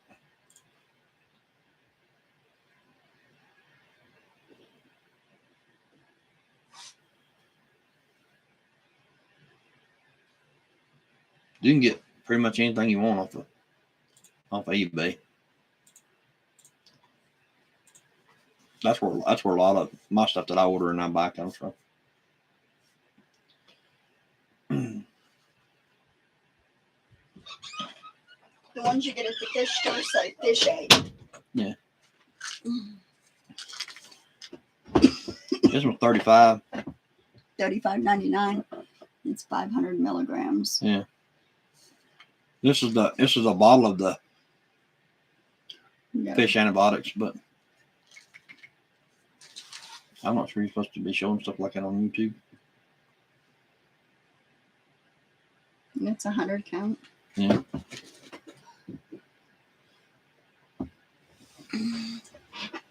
Yeah, they may ban us for that.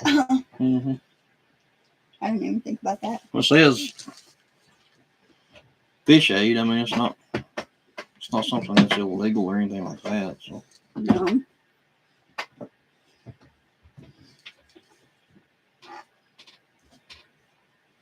Green Man said we won't tell on you. but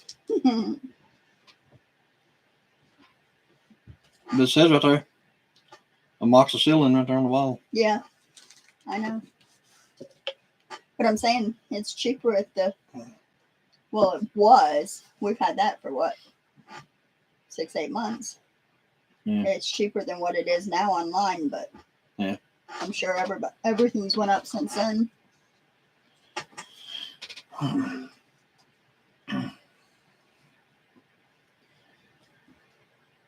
You know, the first aid stuff is crazy high anyway. I mean, you can buy the whole first aid kit or anything like that that's pre-made, and it's $200, $300, $400 for that stuff. We just make our own, or you can just make your own.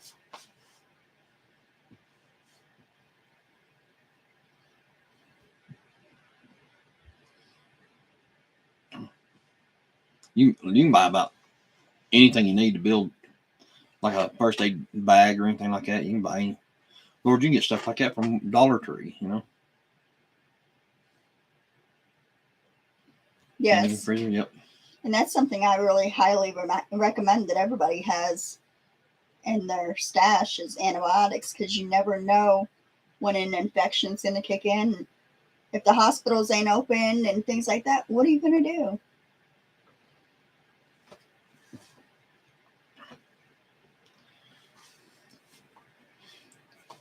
Yeah, I mean, honestly, Soggy, if they're stored right there, ain't no telling how many years they would last. You know, I mean, it's, if that's all I had in 15 years, I'd take them. Yeah. And I'm sure you could take them and dump them out of that into like a Mylar bag or whatever. Yeah. And for them. Tourniquet, yeah. Yeah. I actually have a bunch of that stuff Green Man put up. I built a seal pack, yeah. I don't know how long in their fridge. You don't really say to store it in the fridge.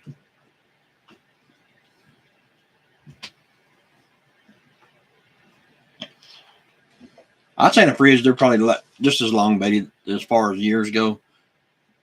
But as long as you're not kept in like a real hot, humid place, I mean, say like a pantry, as long as it don't get real hot, real cold in there, stays decent temperature in there, you probably just set them in there and it'll last for years and years and years.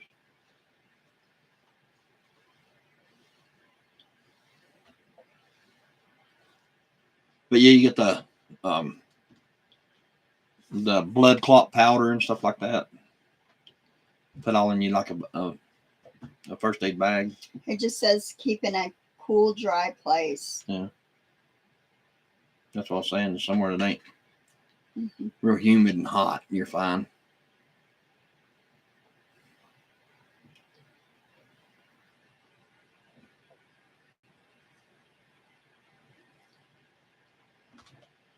I'm taking I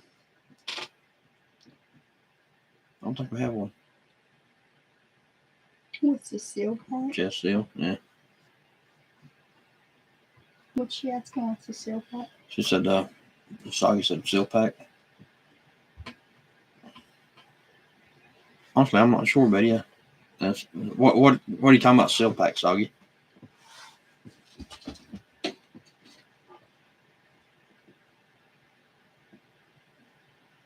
$14 gauge IV catheter. Nah, I'll tell you what. Oh, vacuum seal. Yeah. Oh, vacuum seal the pack. Yeah, that's what I'm saying. But now, Green Man, as far as the catheter, you decompress the chest. Yeah. I get all that, but now the catheter, Unless you're talking about something totally different from what I'm thinking about that. I'm just going down with the ship, buddy. I ain't.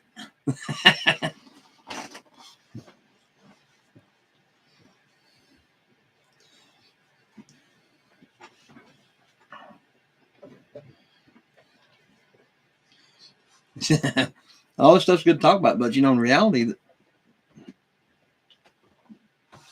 it may not be long before we need all this stuff. I mean, or not really need it, but want to have it, or wish we had it. IV, Catherine. Yeah. I thought we were talking about something totally different, buddy. I'm good.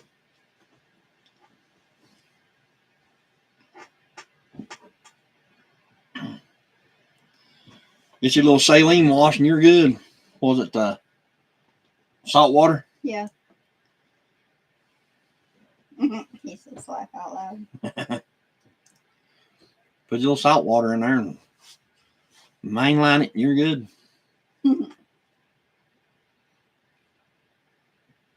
Oh, me too.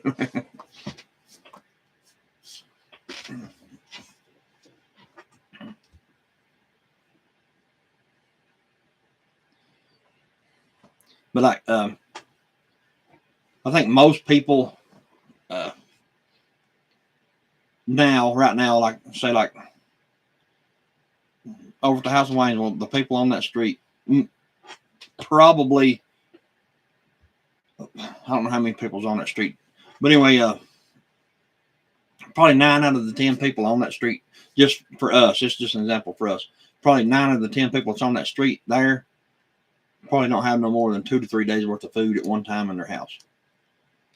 I mean, some of them may have a little bit more than that, I don't know, but I doubt it. Yes, I would say I've seen. So in a lot of pain, yeah. Mm-hmm. Oh, I ain't gonna say that I wouldn't ever have to have one. I'm just gonna say that hit me over the head with the hammer before you do. That's all I'm saying. Oh yeah, I've seen people pull them out and have to put them back in. Yeah, it's very painful. Yeah. Yeah, except for when they have the urinary catheters and they decide that they don't want them in, they pull them out. Mm-hmm. Well, I don't know about all that, but I will tell you this much. I ain't gonna say I won't never have one. I ain't gonna say I won't never need one. But I'm gonna tell you this much. They better tie my feet down because I'm gonna kick like an old gray mule. I'm gonna tire some shit up. Hit you with a hammer, yeah. Yeah.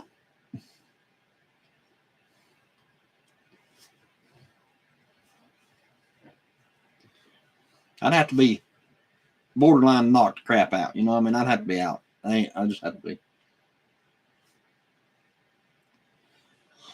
But anyway, back to what I said over on that street. 9 out of 10 people probably have no more than 2 to 3 days of food. Oh yeah, I'm sure. So, I mean, you can imagine in a week, just say a week. Mm-hmm. Place that kind of. No, she won't. Mm-hmm. She ain't got enough of them fish antibiotics. Mm-mm.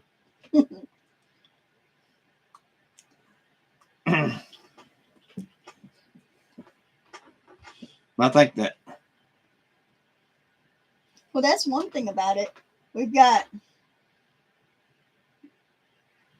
2 kids that are CNAs and one that's still in school. Well, I mean, the other thing about it is, Angel's a CNA. I don't care how many CNAs are in our family. I don't care. Angel's a CNA. Jordan's a CNA. Cody's a CNA. I don't care if we had registered nurses or full-blown doctors in the house. I don't care. It might take us all to hold you down, but I'm telling you right now, I'll tire some shit up because I'll kick like a mule.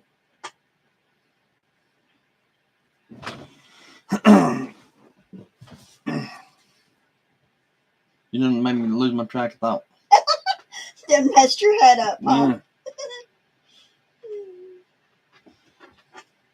Well, I mean, that's just, let's just say roughly, you'd have a few days before people went crazy. But Not long enough. So like all the stuff that someone have in their freezer, all the food that you had in your freezer froze.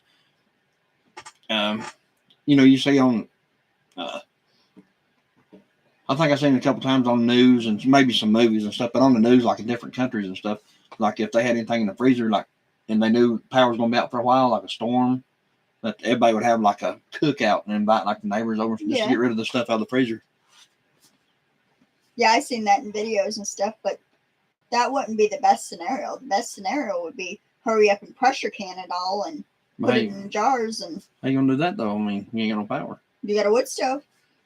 Build a fire out in the yard. You know how hard it is to pressure can anything on the wood stove? Build a fire out in the yard. Well, even at that, I mean, you can do whatever you need to do, but as far as putting a pressure canner on, well, this wood stove here probably wouldn't be that hard because it gets so hot. But your average wood stove wouldn't do it, I don't think. I mean, I may be wrong, I don't know, but we these are try the it. hammer. You got fire, yeah. Mm-hmm. The hammer will put you to rest, yeah. Yeah. I mean, we do what we had to do as far as anything like that, but I think realistically though, I think as long as it's something to do with, that's right, Betty. Prioritize, yeah. As long as it's got something to do with some type of say like a grid down event, as long as it's got something to do with some type of like cyber something, or anything like that, as long as it ain't something to do with like an EMP or something like that, I think so anything solar would be fine.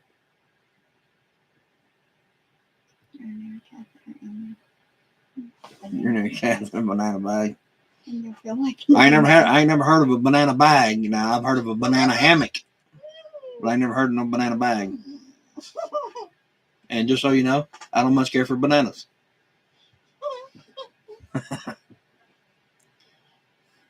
And I feel just fine right now, actually. I feel like a brand new man right now. I mean, that is one good thing about having the solar power and stuff, is something like that extreme was to happen, but I mean, there's no guarantee.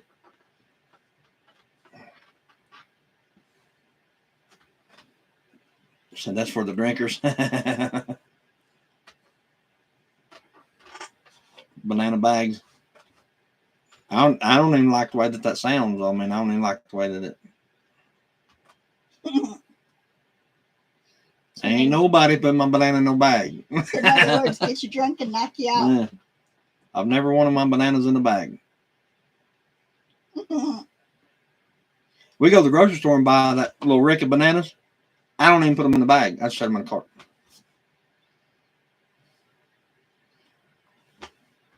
Oh, it's my bag.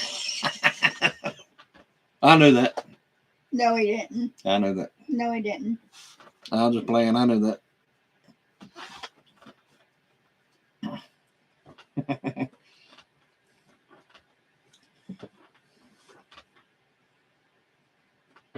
But I mean, back to what I was talking about. I really do hope that. I hope we're all wrong as far as that goes, but as far as something happening this year, but you see more and more signs of it every day that something is. It's almost like they have to do something. That's why every meal you eat, you have to can 7 or 8. Mm-hmm.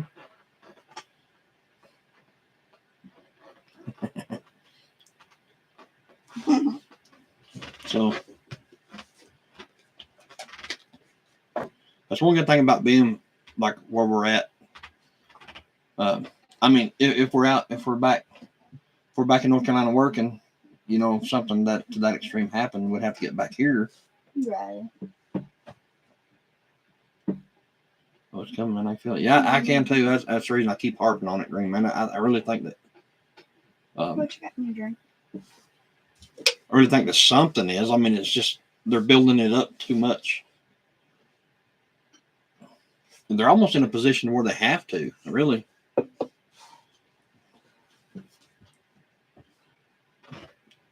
And the reason I say this year is many factors go into that. And one of the biggest ones, it is an election year.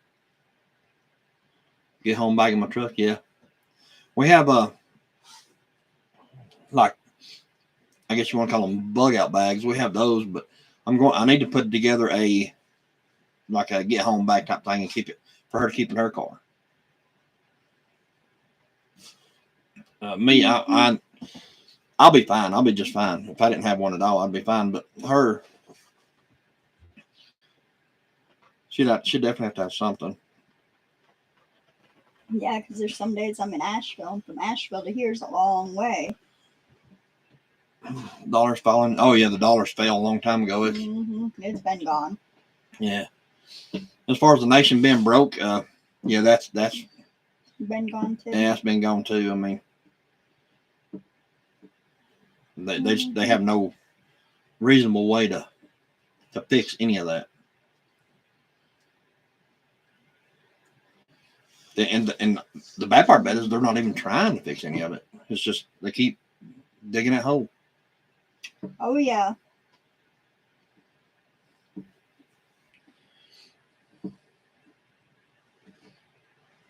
Yeah, it's definitely a long walk. Up around this mountain, it's upper 10 now. Yeah, it really is. I wouldn't mind looking into getting a couple of those battery operated bicycles. Them things go like 100 miles on one charge. Yeah. That's why. Yeah, they have to justify it somewhere or another, Green Man, and I think they just got their excuse to justify everything starting yesterday. That's when Iran started their crap. Well, I mean, they've been doing a lot of crap here lately anyway, but when they actually lobbed missiles out of Iran, and the Iranian military, the Revolutionary Guard, or whatever you want to call it, is the ones that were responsible for that. So that was what they was waiting on. That's what they needed. So with that being said, I look for a week to 2 weeks. I look for us to be engaged in a full-blown war with Iran. And like I said, with that BRICS thing going on, that's not going to end that well. I'm not saying that they're going to wipe us out or nothing like that. I'm going to say that they can hurt us pretty bad, you know.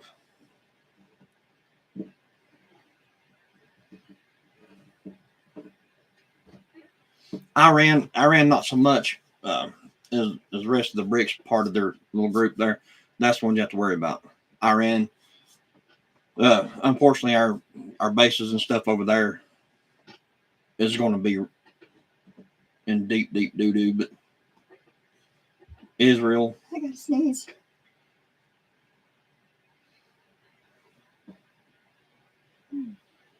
Now they probably do have the potential to actually just completely wipe Israel off the map. Iran probably does, but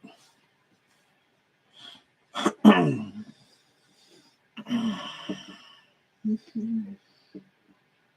no try. Well, that's the thing about it is they ain't gonna have to fight for them. It'll be right here. I don't know in what shape or form it'll be, but it'll be right here to that extent.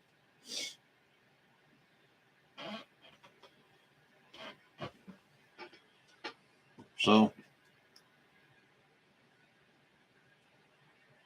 you try to have this conversation with people, and they say, "Well, you know, the military this, military that, and the police, this, that, the other." Where do they think those people are going to be if it gets that bad here? They're not going to be out here doing that crazy stuff. They might be for a while to do their job, but when they realize that their job is serving no purpose, they're going to go home and protect theirs too, you know. Mm-hmm. So they're going to want to protect their family just as much as everybody else, and they can't blame them. So, like a week to 2 weeks of that, you know, they're not going to make. About that incident, yeah.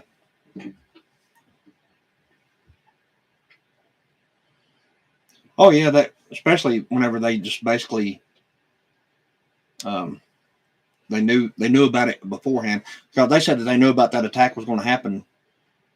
I can't remember exactly, but it was like a month to 2 months in advance. They knew that they was going to do that, and just so happened that nobody was actually paying attention to that side at one time.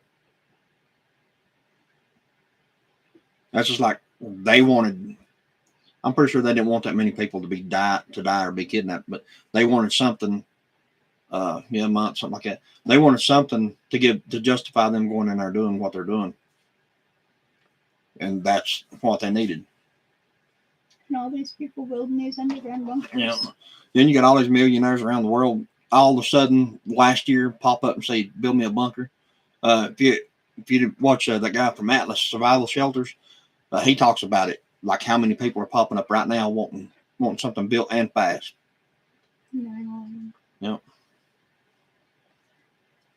Yeah, pretty much, yeah. But what I was saying is, Israel, they needed something to justify to do what they're doing, and that's just like Iran, the United States, and the UK, and everybody needed something to justify what they need to do in Iran, and they just got that yesterday. And today, Iran's been lobbing them little missiles out there today. Watch the same stuff, yeah.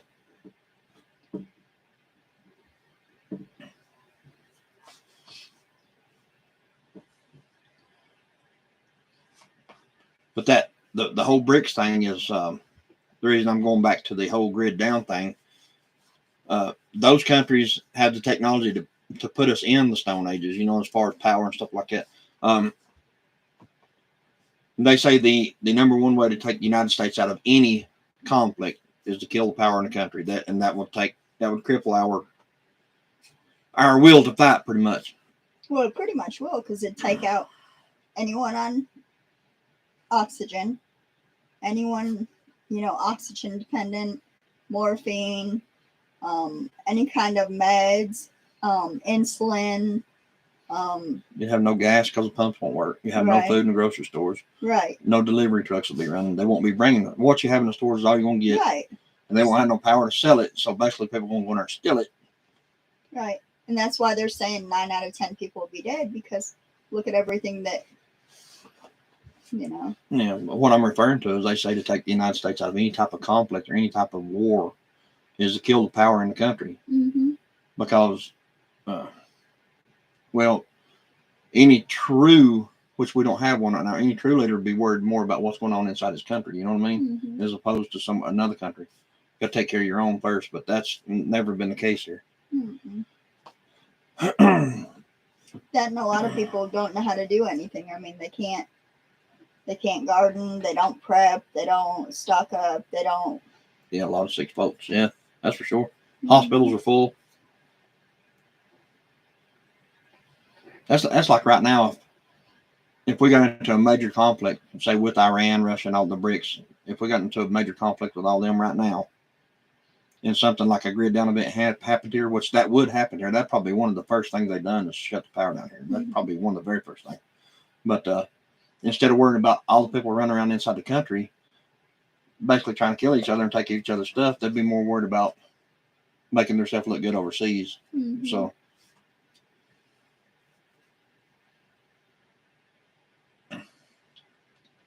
they could care less what would be going on here. They might say something, like some type of martial law or something like that, but you leave it up to the National Guard. But if anybody knows anything about basically like how they operate, what's the first group that gets sent overseas?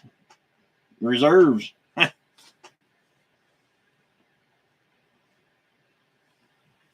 Exactly. National Guard. Exactly. No debit cards, no money. Yeah. Banks would be freaking out. But even at that, I saw you say if you had a pocket full of money, and you could use that money for a few days, maybe a week, maybe 2 weeks. People thinking, maybe it'll work. It'll come back up or whatever. But then they're going to realize, hey, the money ain't no good. The power ain't coming back on. In a couple of weeks, they're going to be like, I don't want your money neither. So, I mean, it would be good for a while. I mean, it would be beneficial to have something as opposed to nothing. Right. But, a week, maybe 2 weeks into it, that's not going to do you any good either. Mm-mm. And I've heard people talk about bartering, like get stuff up to trade to barter. Me personally, I'm not going to spend my money on something to trade to somebody else for something else. I'm going to spend my money on something that I can use myself and not have to worry about trading and bartering or whatever. But I mean, there's a lot of people that talk about like getting extra stuff to barter. And things they would want to barter with would be like antibiotics, ammunition, food, things like that. Toilet paper at that point. Yeah. Toilet paper. He's talking about money would be nothing but toilet paper at that point. Yeah. But I'm not gonna get a bunch of stuff stocked up just to trade somebody. You know what I mean? Mm-mm. I couldn't see doing all that. As opposed when you take that same money or same whatever and buy stuff that you can put up in your pantry and use yourself and not have to worry about trading. Just like he said, less contact with the herd. That way you won't be messing with nobody unless you absolutely had to. Right. And that's one good thing about here. There ain't but what? 3 other people on the mountain. Yeah. Yeah, something like that. I mean, hopefully we won't see nothing like this, but I just feel it in my bones we're about to.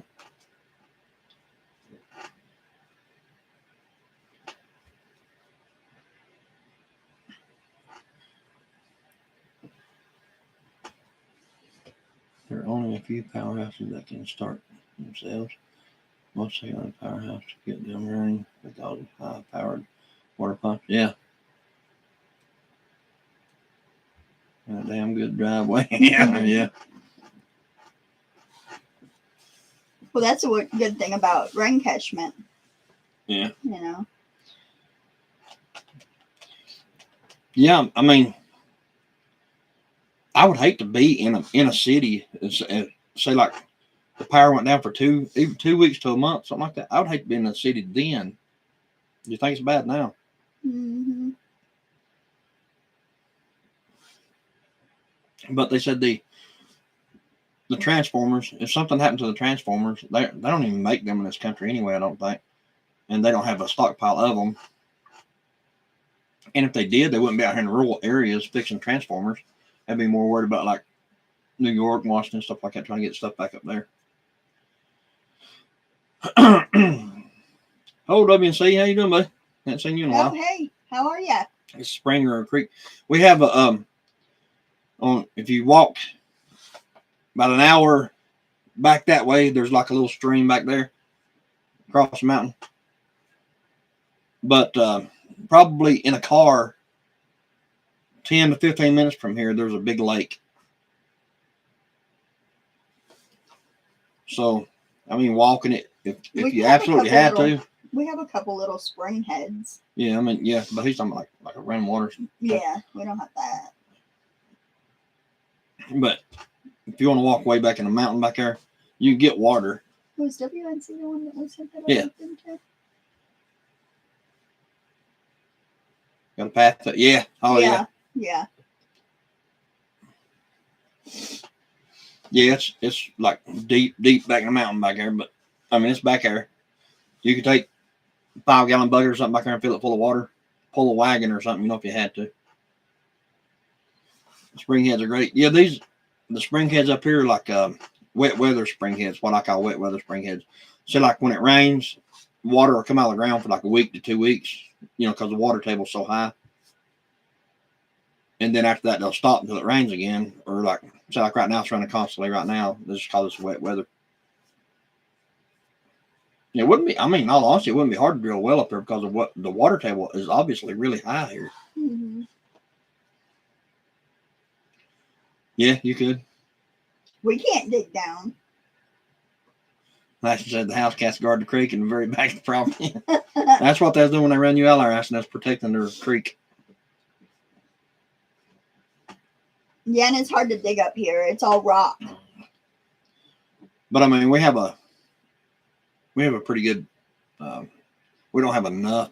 Granted, nobody really has enough. But as far as rain catching water storage, we can store 2,200 gallons at a time.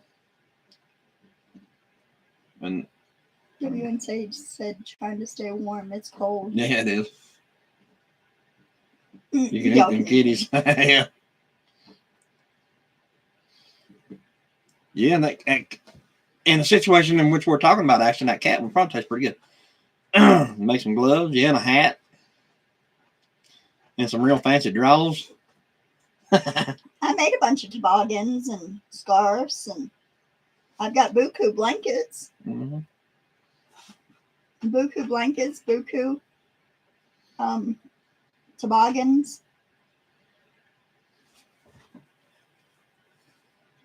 I think we've got quite a bit of scarves too. Well, I mean, not to sound like a conspiracy theorist, but whenever we originally bought this property, this property was bought with the intentions of, say, like a bug out type property. So, I mean, that's kind of the whole concept of having property, like how we're doing it. Everything's good with some marinade on Yeah. it. Yeah, you can eat about anything. As long as you got the right sauce for it.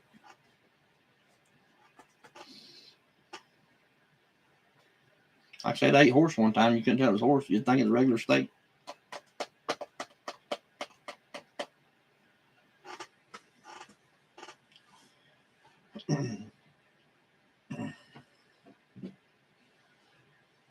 You know what plants to grab, like in the woods, like certain herbs and stuff like that. You can make your own marinade. You can actually make your own antibiotics if you know what you're doing. Yeah, Green Man, it was at first. That's what it was originally intended for. But you know, the more we stayed here and stuff like that, the more we liked it. And the intention was to put like a little simple solar system on it, just enough to charge phones and stuff like that. Maybe run a light.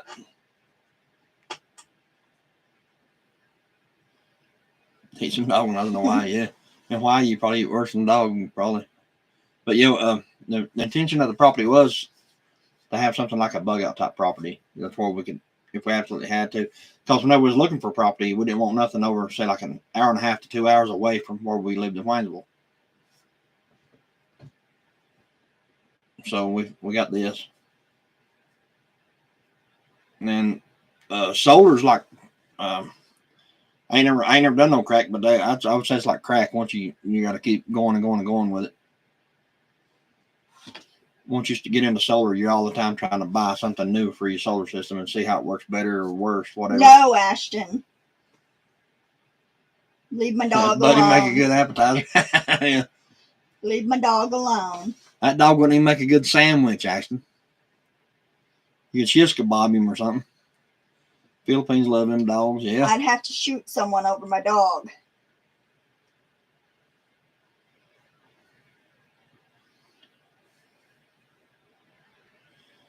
Three-time bull, Miss B. Mm-hmm. Yeah, pokeweed. Or poke salad, as my daddy called it. Possum, cornbread, and buttermilk for 2 weeks is pretty good. Well, I've eaten possum before, and I didn't much care for it. If you were hungry enough, you'd probably eat it again. Yeah. The worst thing I believe I've ever eaten was a groundhog, and that was some of the nastiest crap I've ever eaten in my life. Just like I said the last time, it's just like going there and sticking a spoon in a bucket of lard and biting it and eating it. That's what groundhog tasted like to me. And it was nasty. They'd always cook that stuff, groundhog, and it was so greasy that they'd keep the grease off of it. And they give you that grease when you got sick. They get like a spoonful of it and sock it in your jowl. And it tastes like chicken. No. You know, the stuff that falls out of a chicken, so like if a chicken is heading northbound and the stuff that would fall out of it southbound, that's probably about the closest to chicken it's going to get. Don't need that fat, though. Man. You scared someone off talking like that. We had 9. Yeah. That's some of the nastiest stuff I've ever eaten in my life. And my daddy would eat it. Good God, he'd eat it by the bucket full.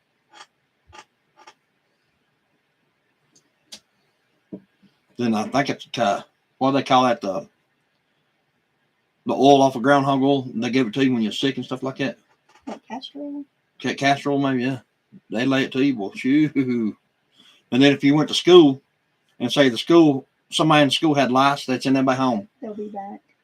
And The first thing I do, mom, like my mom and dad, if somebody hollered they had lice at school and they sent anybody home and they sent you a little thing said that they had lice at school, they had this stuff. I don't know what it's called, but they put it on your head and it burnt like really, really bad. I mean, it would like set you on fire.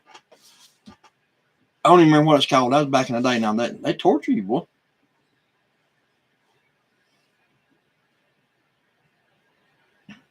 I'm not eating possum or bear. Anything that would eat the dirty bird just doesn't sound appealing to me. Yeah, nah. Well, we ate bear and it wasn't bad. Yeah, bear, as long as you cook bear meat right, it's like slow cook it.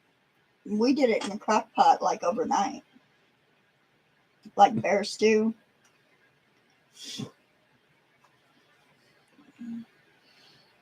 Yeah, Ashton eats pork. He's eat a lot worse than possum. He grew up with my daddy, so he's eat a lot worse than that. Kerosene for lice, yes, ma'am, they did. They sure did. But there was something else. I can't remember what it's called, but when they put it on your head, you had to let it set for a little while and then rinse it out. You know, like whenever I was a small kid, before there wasn't even a bathtub in our house. You know, you put water in like a big pan and you took a bath in that pan. Like, I don't know what they call them things. Just a tub, I guess. I don't know. It's like a little big old metal pan. It set that in the middle of the floor, and that's where you took your bath at. But anyway, they put that stuff on your head, and you sit there beside that tub until you couldn't stand it no more. Wash tub, there you go. There you go. NC Pepper, yes. And you sit there beside that wash tub until you couldn't take it no more, and then they'd dunk your head like you was bobbing for apples and wash that stuff off your head. But it burnt. I mean, it hurt. It didn't make you cry, boy. It hurt so bad. I can't remember what that stuff was called. If my sister was on here, she'd know what I was talking about because she got it several times. Because she had real long hair. Mm-hmm. And they gave her extra dose just because she had long hair. Oh, no.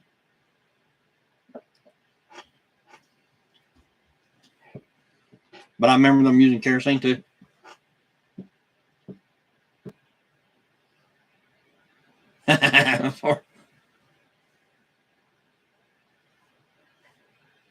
Sulfur and hog lard was good for dead scabies, yeah. Yeah, groundhog oil, that's good for about anything. Hair, yeah. In each other's hair. Ashton.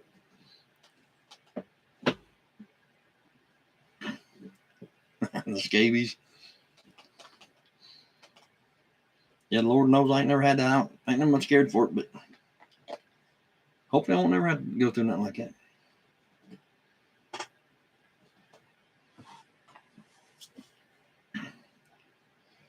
And there was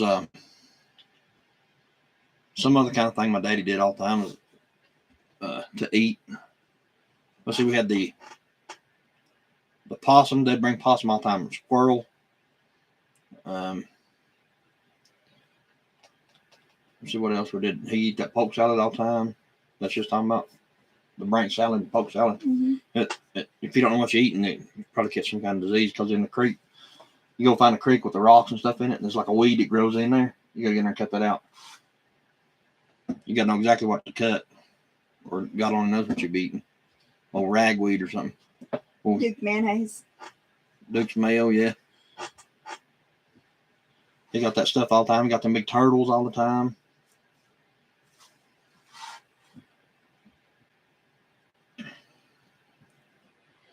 Yeah, if they like I said, if they was driving down the road and they seen like an animal get hit or something like that, you know, like a possum or a rabbit or something like that, as long as they seen it get hit, they'd stop and get it. And they'd eat it. Birds, yeah. Get you a good slingshot and you have a mess of birds. Here you'd have some big old birds and big hawks. Yeah, if it got bad enough, I'd eat one of them. They try to torment my dog. Yeah. And our chickens. Mm-hmm. They don't try to torment them, they eat them. Well, they ain't got my dog yet, but. Not yet. Roadkill, yeah.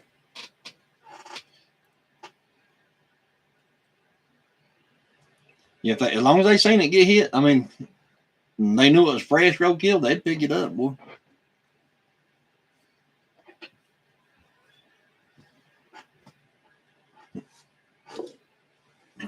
Snake, yeah. I've skinned a few and I've helped cook them, but I ain't never ate them. Just smelt weird. They say that does taste like chicken now. Snake meat.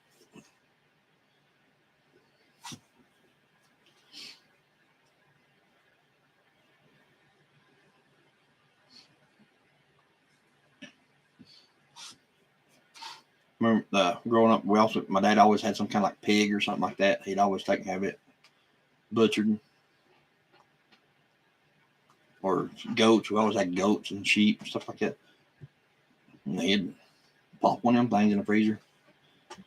And goat meat is kind of, that's an acquired thing too. If anybody wants to try goat meat, it's kind of, it's different. I mean, it ain't bad. It ain't the best thing I've ever had, but it ain't bad neither. So, kind of a, trying to think of the best way to put it. Kind of like a gamey, like similar to deer. Yeah, there you go. Yeah, probably rubber like alligator. I like alligator. Yeah, it is similar to deer. That is very true. I didn't think it was rubbery. That's because you didn't eat the same piece you gave me. No, I ate it fresh. Like chewing on a bicycle tire. That's because I brought it home from Florida.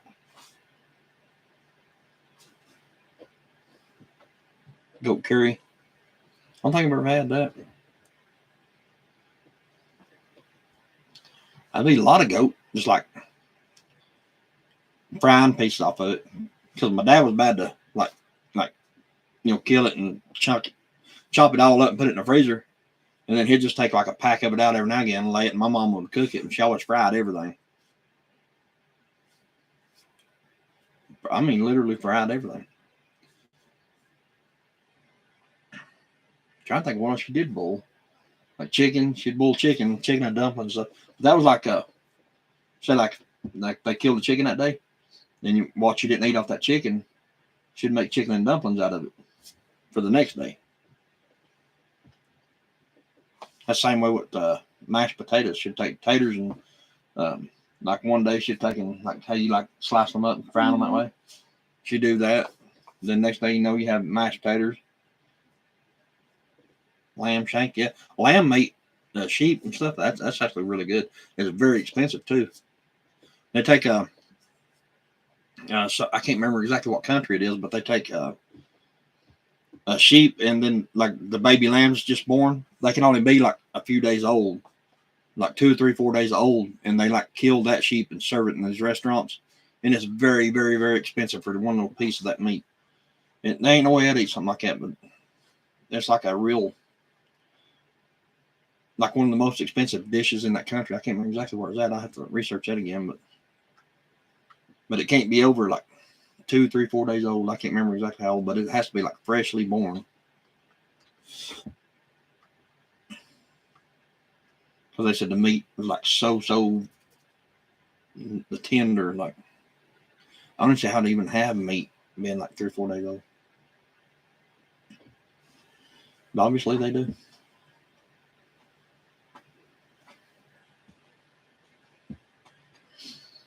We get this fence put in. I wouldn't mind getting some of the miniature cattle. Just get lamb shank from the old bottle. Yeah.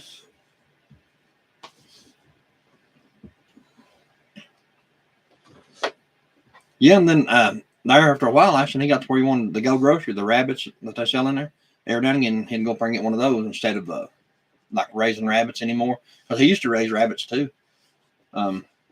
They go up there and just buy one. Because like I was saying last time, you can't financially justify raising rabbits long enough to kill them financially when you can go buy the whole daggone rabbit, a big rabbit. It's already killed and shrink wrapped and everything. The whole rabbit. It's a whole rabbit, but it's been, skinned and gutted and all that stuff. But it's like $4 at Go Grocery. So, I mean, financially, it's better just go up there and buy you 25, 30 of them things, put them in the freezer and be done with it.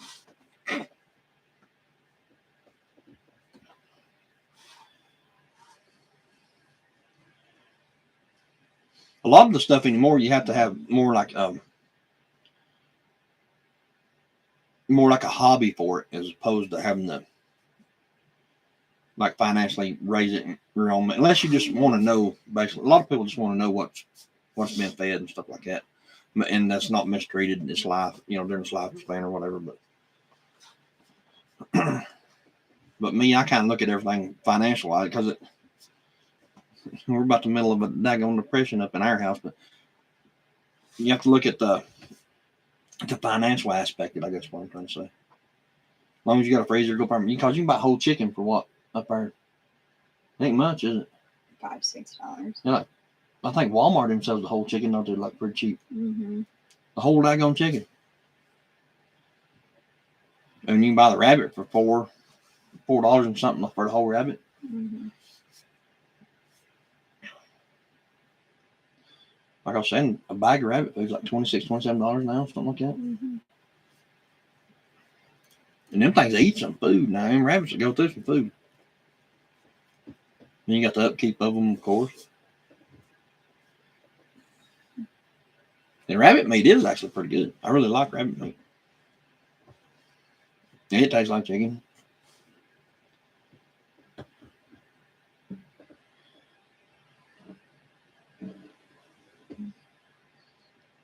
But yeah, after he got older, he kind of got out of like all the whole, like going to get the lamb meat, the chickens, the rabbits and stuff like that. He just started getting people to go to like, what's that sandwich place? Subway. He'd want a submarine sandwich. The chicken and dumplings, yeah, actually, yeah. Especially fresh ones, like if you, instead of just buying it, like you just go out in the yard and get your chicken and bring it in the house. And they're really good that way.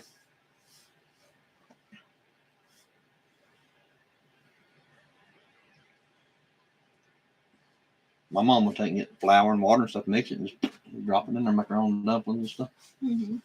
That's all she done, flour and water.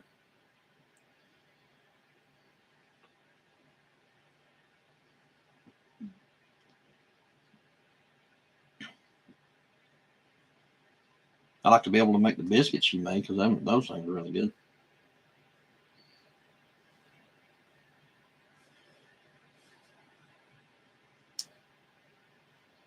How long you want to stay on? I gotta get up early in the morning. You do too, probably. Huh? I said we gotta get up early in the morning. Yeah. We'll stay on for about 10 more minutes. And then baby will be up here. 20. Yeah. We'll stay on about 10 more minutes. Okay. You know. And there ain't gonna be no gravel tomorrow too, so Right. maybe tomorrow we can work on bagging up some of that other stuff. I'll get home from work. Mm-hmm. Maybe at least get the bean and stuff put in, because we have the totes now to put it all in, so Mm-hmm. that worked out pretty good. I think I'm gonna stop using if anybody's seen our videos where we're using the 30-gallon drums with the lock lid on top of it to store the Mylar bags in after we fill them full. I think I'm gonna stop using those because it's just for now. Because having somewhere to store that stuff is. The bear, we take it and put it in a crock pot overnight. How to cook bear? Yeah. Make it like a stew with potatoes and carrots and whatever else you want to put in it. Yeah, if you cook that bear meat right, it is very good. Like, I guess like she was saying, we take and put it in a crock pot. Say like, if we want to eat it tomorrow for supper or whatever, we'll start it tonight and we'll put it on low. And let it go about 5 or 6. And let it go all night and all the next day. Let it just cook on low. And that stuff is so tender, it ain't. But whenever we cook bear meat, we kind of make a stew kind of. We put corn, green beans, peas, and carrots, taters. I mean, we put all kinds of stuff in. If we can find it in the pantry. We'll pour it in there, Mm-hmm. and it's all really good. Ashton said, when are you going to start your building? When the temperature ain't in the single digits. Yeah, I want to say this weekend, Ashton, but That ain't happening. I ain't gonna swear to that neither, because from the way it looks, it's supposed to be really cold. 5 and Saturday it's supposed to be 5 and Sunday it's supposed to be 6 degrees. So I don't see that happening. Yeah, cook it very slow would be really tough. Yeah, if you try to cook that stuff on high, then just let it cook, so you can eat it. You ain't gonna eat it. You ain't gonna be able to chew it. Yeah. But like if you keep it in a decent crock pot and you keep it on low and let it go overnight, and then all the next day until supper time next day, it's very good. Mm-hmm. But we do a lot of things like that. We do our roasts like that. I do my beans like that too. Beans. Mm-hmm. We do anything like that. A lot of things like that. Because the lower it cooks, the better it is. It just falls apart. Yeah, it's not tough at all. It's just as tender as it can be. And it's got kind of a better taste to it too. Mm-hmm. I don't like fried bear meat. I don't much care for that because it's tough. I've never had it fried. It's like some of the worst beef jerky you can get. You know how tough it is? Chew? Yeah. Yeah. Yeah, I don't like tough beef jerky either. Maybe not that bad, but don't get me wrong, but it is. It's rough. And stinks. I think it does. I think it stinks if you fry it.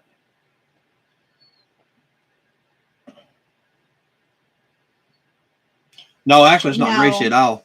WC, if you put it in a crock pot, it's not greasy at all. It's like really, really good. If you cook it really low. Yeah. Every time we cook it, it's like, not whatsoever greasy. Mm-mm.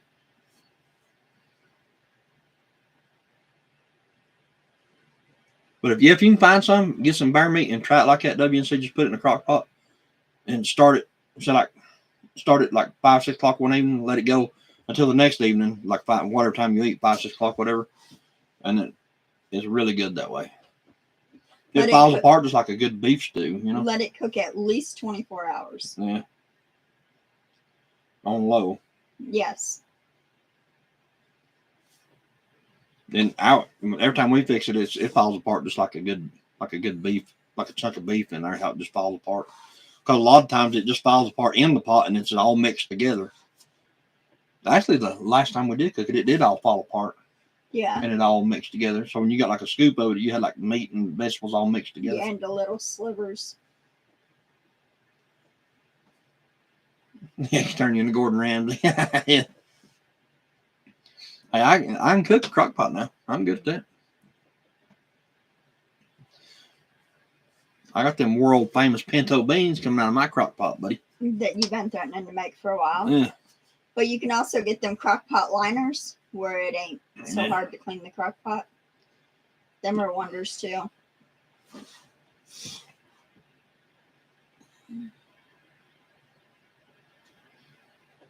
Yeah. Yeah, if you get a chance to harvest some, let's leave it at that. If you get a chance to harvest any, I would try it for sure. But also if you get a deer, put it on ice for 24 hours and release some muscles. Oh, you mean bear? Or bear, I'm sorry. Well, any kind of meat. You want to release the muscles. You want to relax them. Well, we just put that one in the freezer for a while, Mm-hmm. You can take, chickens, rabbits, bear meat, like she was saying. Anything like that, if you have like a big enough tub to throw it in ice water for a while. Like a cooler. Like overnight. On ice. Yeah. But we didn't do it the last time. That's not something you have to do, but it does help. Because when you shoot it, it tenses the muscles up. If you put it on ice, it releases them back out. Well, whether it tenses it or not, it still helps. Like I was saying, like rabbit, chicken, especially chickens. Mm-hmm. If you take a chicken and once you dispatch that chicken, get it all cut up and trimmed up, whatever, throw it in like an ice bath or whatever, and leave it in there overnight. And then the next day you can take a bag and cut it up or whatever you want to do. And it is it's a lot more tender that way. Right.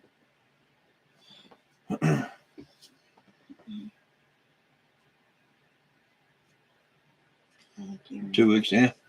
Yeah. Kind of. I mean, you can do bear basically the same way as deer, and it's good. Yeah. Yeah, Yes. just keep yeah, exactly, yeah.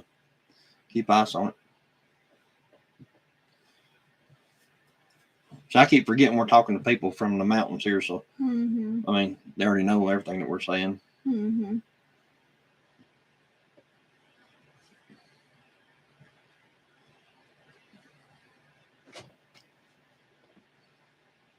But yeah, I mean it's basically the same thing. I got a couple friends that still bear hunt. Mm-hmm. One used to bring us a shoulder every year. The shoulder is a whole daggone leg. Well, we brought the shoulder the last couple times. It was plumb to here, Mm-hmm. minus the fall. Yeah. It was more than the shoulder, it was a whole daggone leg. Oh, yeah. They brought that, it was like, what, 1 o'clock at night. And we had to be at work at 7 o'clock next morning. And we was almost late for work because we were still cutting that meat off that bone. Exactly, yeah. Country folks can survive, yeah. Yeah. I agree. Hey, you gotta do what you gotta do.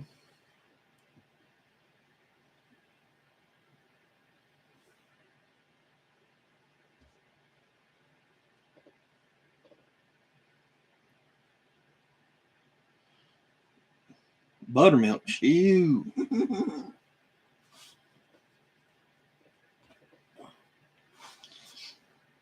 Now I've had to soak it in ice water a lot, but never buttermilk. Man, I hate buttermilk. Shoot, good Lord. You ever tried it? No, it stinks.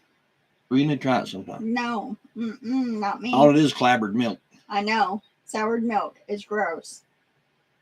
I'm not tasting And if I ain't mistaken, the way that you get buttermilk, somebody on here can probably correct me if I'm wrong. But yeah, it does make good biscuits. You're absolutely right. But I'll tell you, whenever you make butter, you know, the churn that milk, and you take the butter off top of it, and I think what's left is buttermilk. And if I ain't mistaken, that's how you get buttermilk. Shoot. If I am mistaken, somebody here can tell me, but I'm pretty sure. You can't taste the buttermilk, Chris? No. I'm pretty sure you can't, but just don't let him know it's there because he won't try it. You can smell it though. Yeah, I smell everything, or the look or the smell either makes me or breaks me. Now, as far as buttermilk and biscuits and stuff like that, that's actually pretty good. Well, I ain't never used. I mean, I buy like biscuits, said buttermilk biscuits on it, something like that. I buy those, but I've never like poured actual buttermilk because I'm not wasting my money and buying no buttermilk. I just ain't gonna do it. I can take a gallon of milk, set it on front porch, and let it for about 3 days in the sun, and I get my own buttermilk.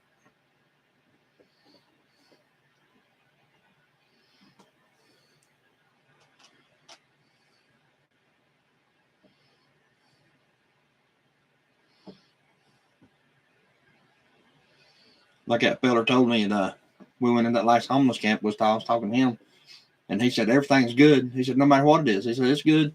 He said if it sits outside out for a while, all you do is pick it up, take you a stick or a knife, and scrape the top layer off of it, and you're back in business. Pressure cooking helps soften tough meat. Yeah. Yeah. Take a cup of milk, add a teaspoon of vinegar, mix buttermilk. That's good enough, man. Yeah, I didn't know that. That's the first time I heard that.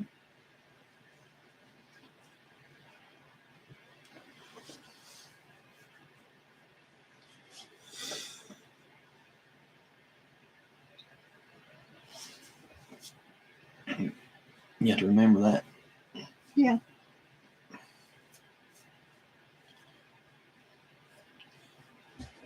Yeah, this year she got in. Last year now she got in the pressure can and a lot of stuff too. Mm-hmm. So Let it sit 5 minutes and we you got got buttermilk. buttermilk. Okay. Yeah, I'll have to try that. Yeah.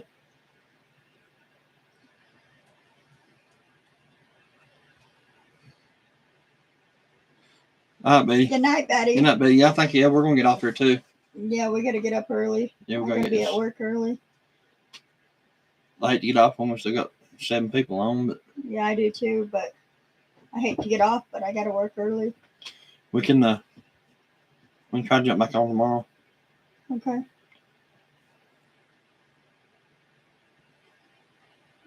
More Says snow Thursday. Friday Night and Friday forecast. down around Knoxville. Yeah. Yeah, I think it's supposed to be 5 and 6 degrees here. Yeah, I think whole east side of Tennessee is supposed to get hammered again. I like canned trout. That's some good stuff. Dissolves the bone. Yeah, I want to look at it. You can actually buy. I seen that stuff at Go Grocery. I don't know how good it'd be. What? Trout? Like, yeah, can buy any kind of fish. Good night. Yeah, good night, guys. We're gonna jump off here too. We have to get up in the morning pretty early. We'll try to jump back on tomorrow if we can. Yeah, if at all possible, we'll jump back on tomorrow. Maybe a little earlier though. And if the internet lets us. As long as my internet's been working pretty good here lately though.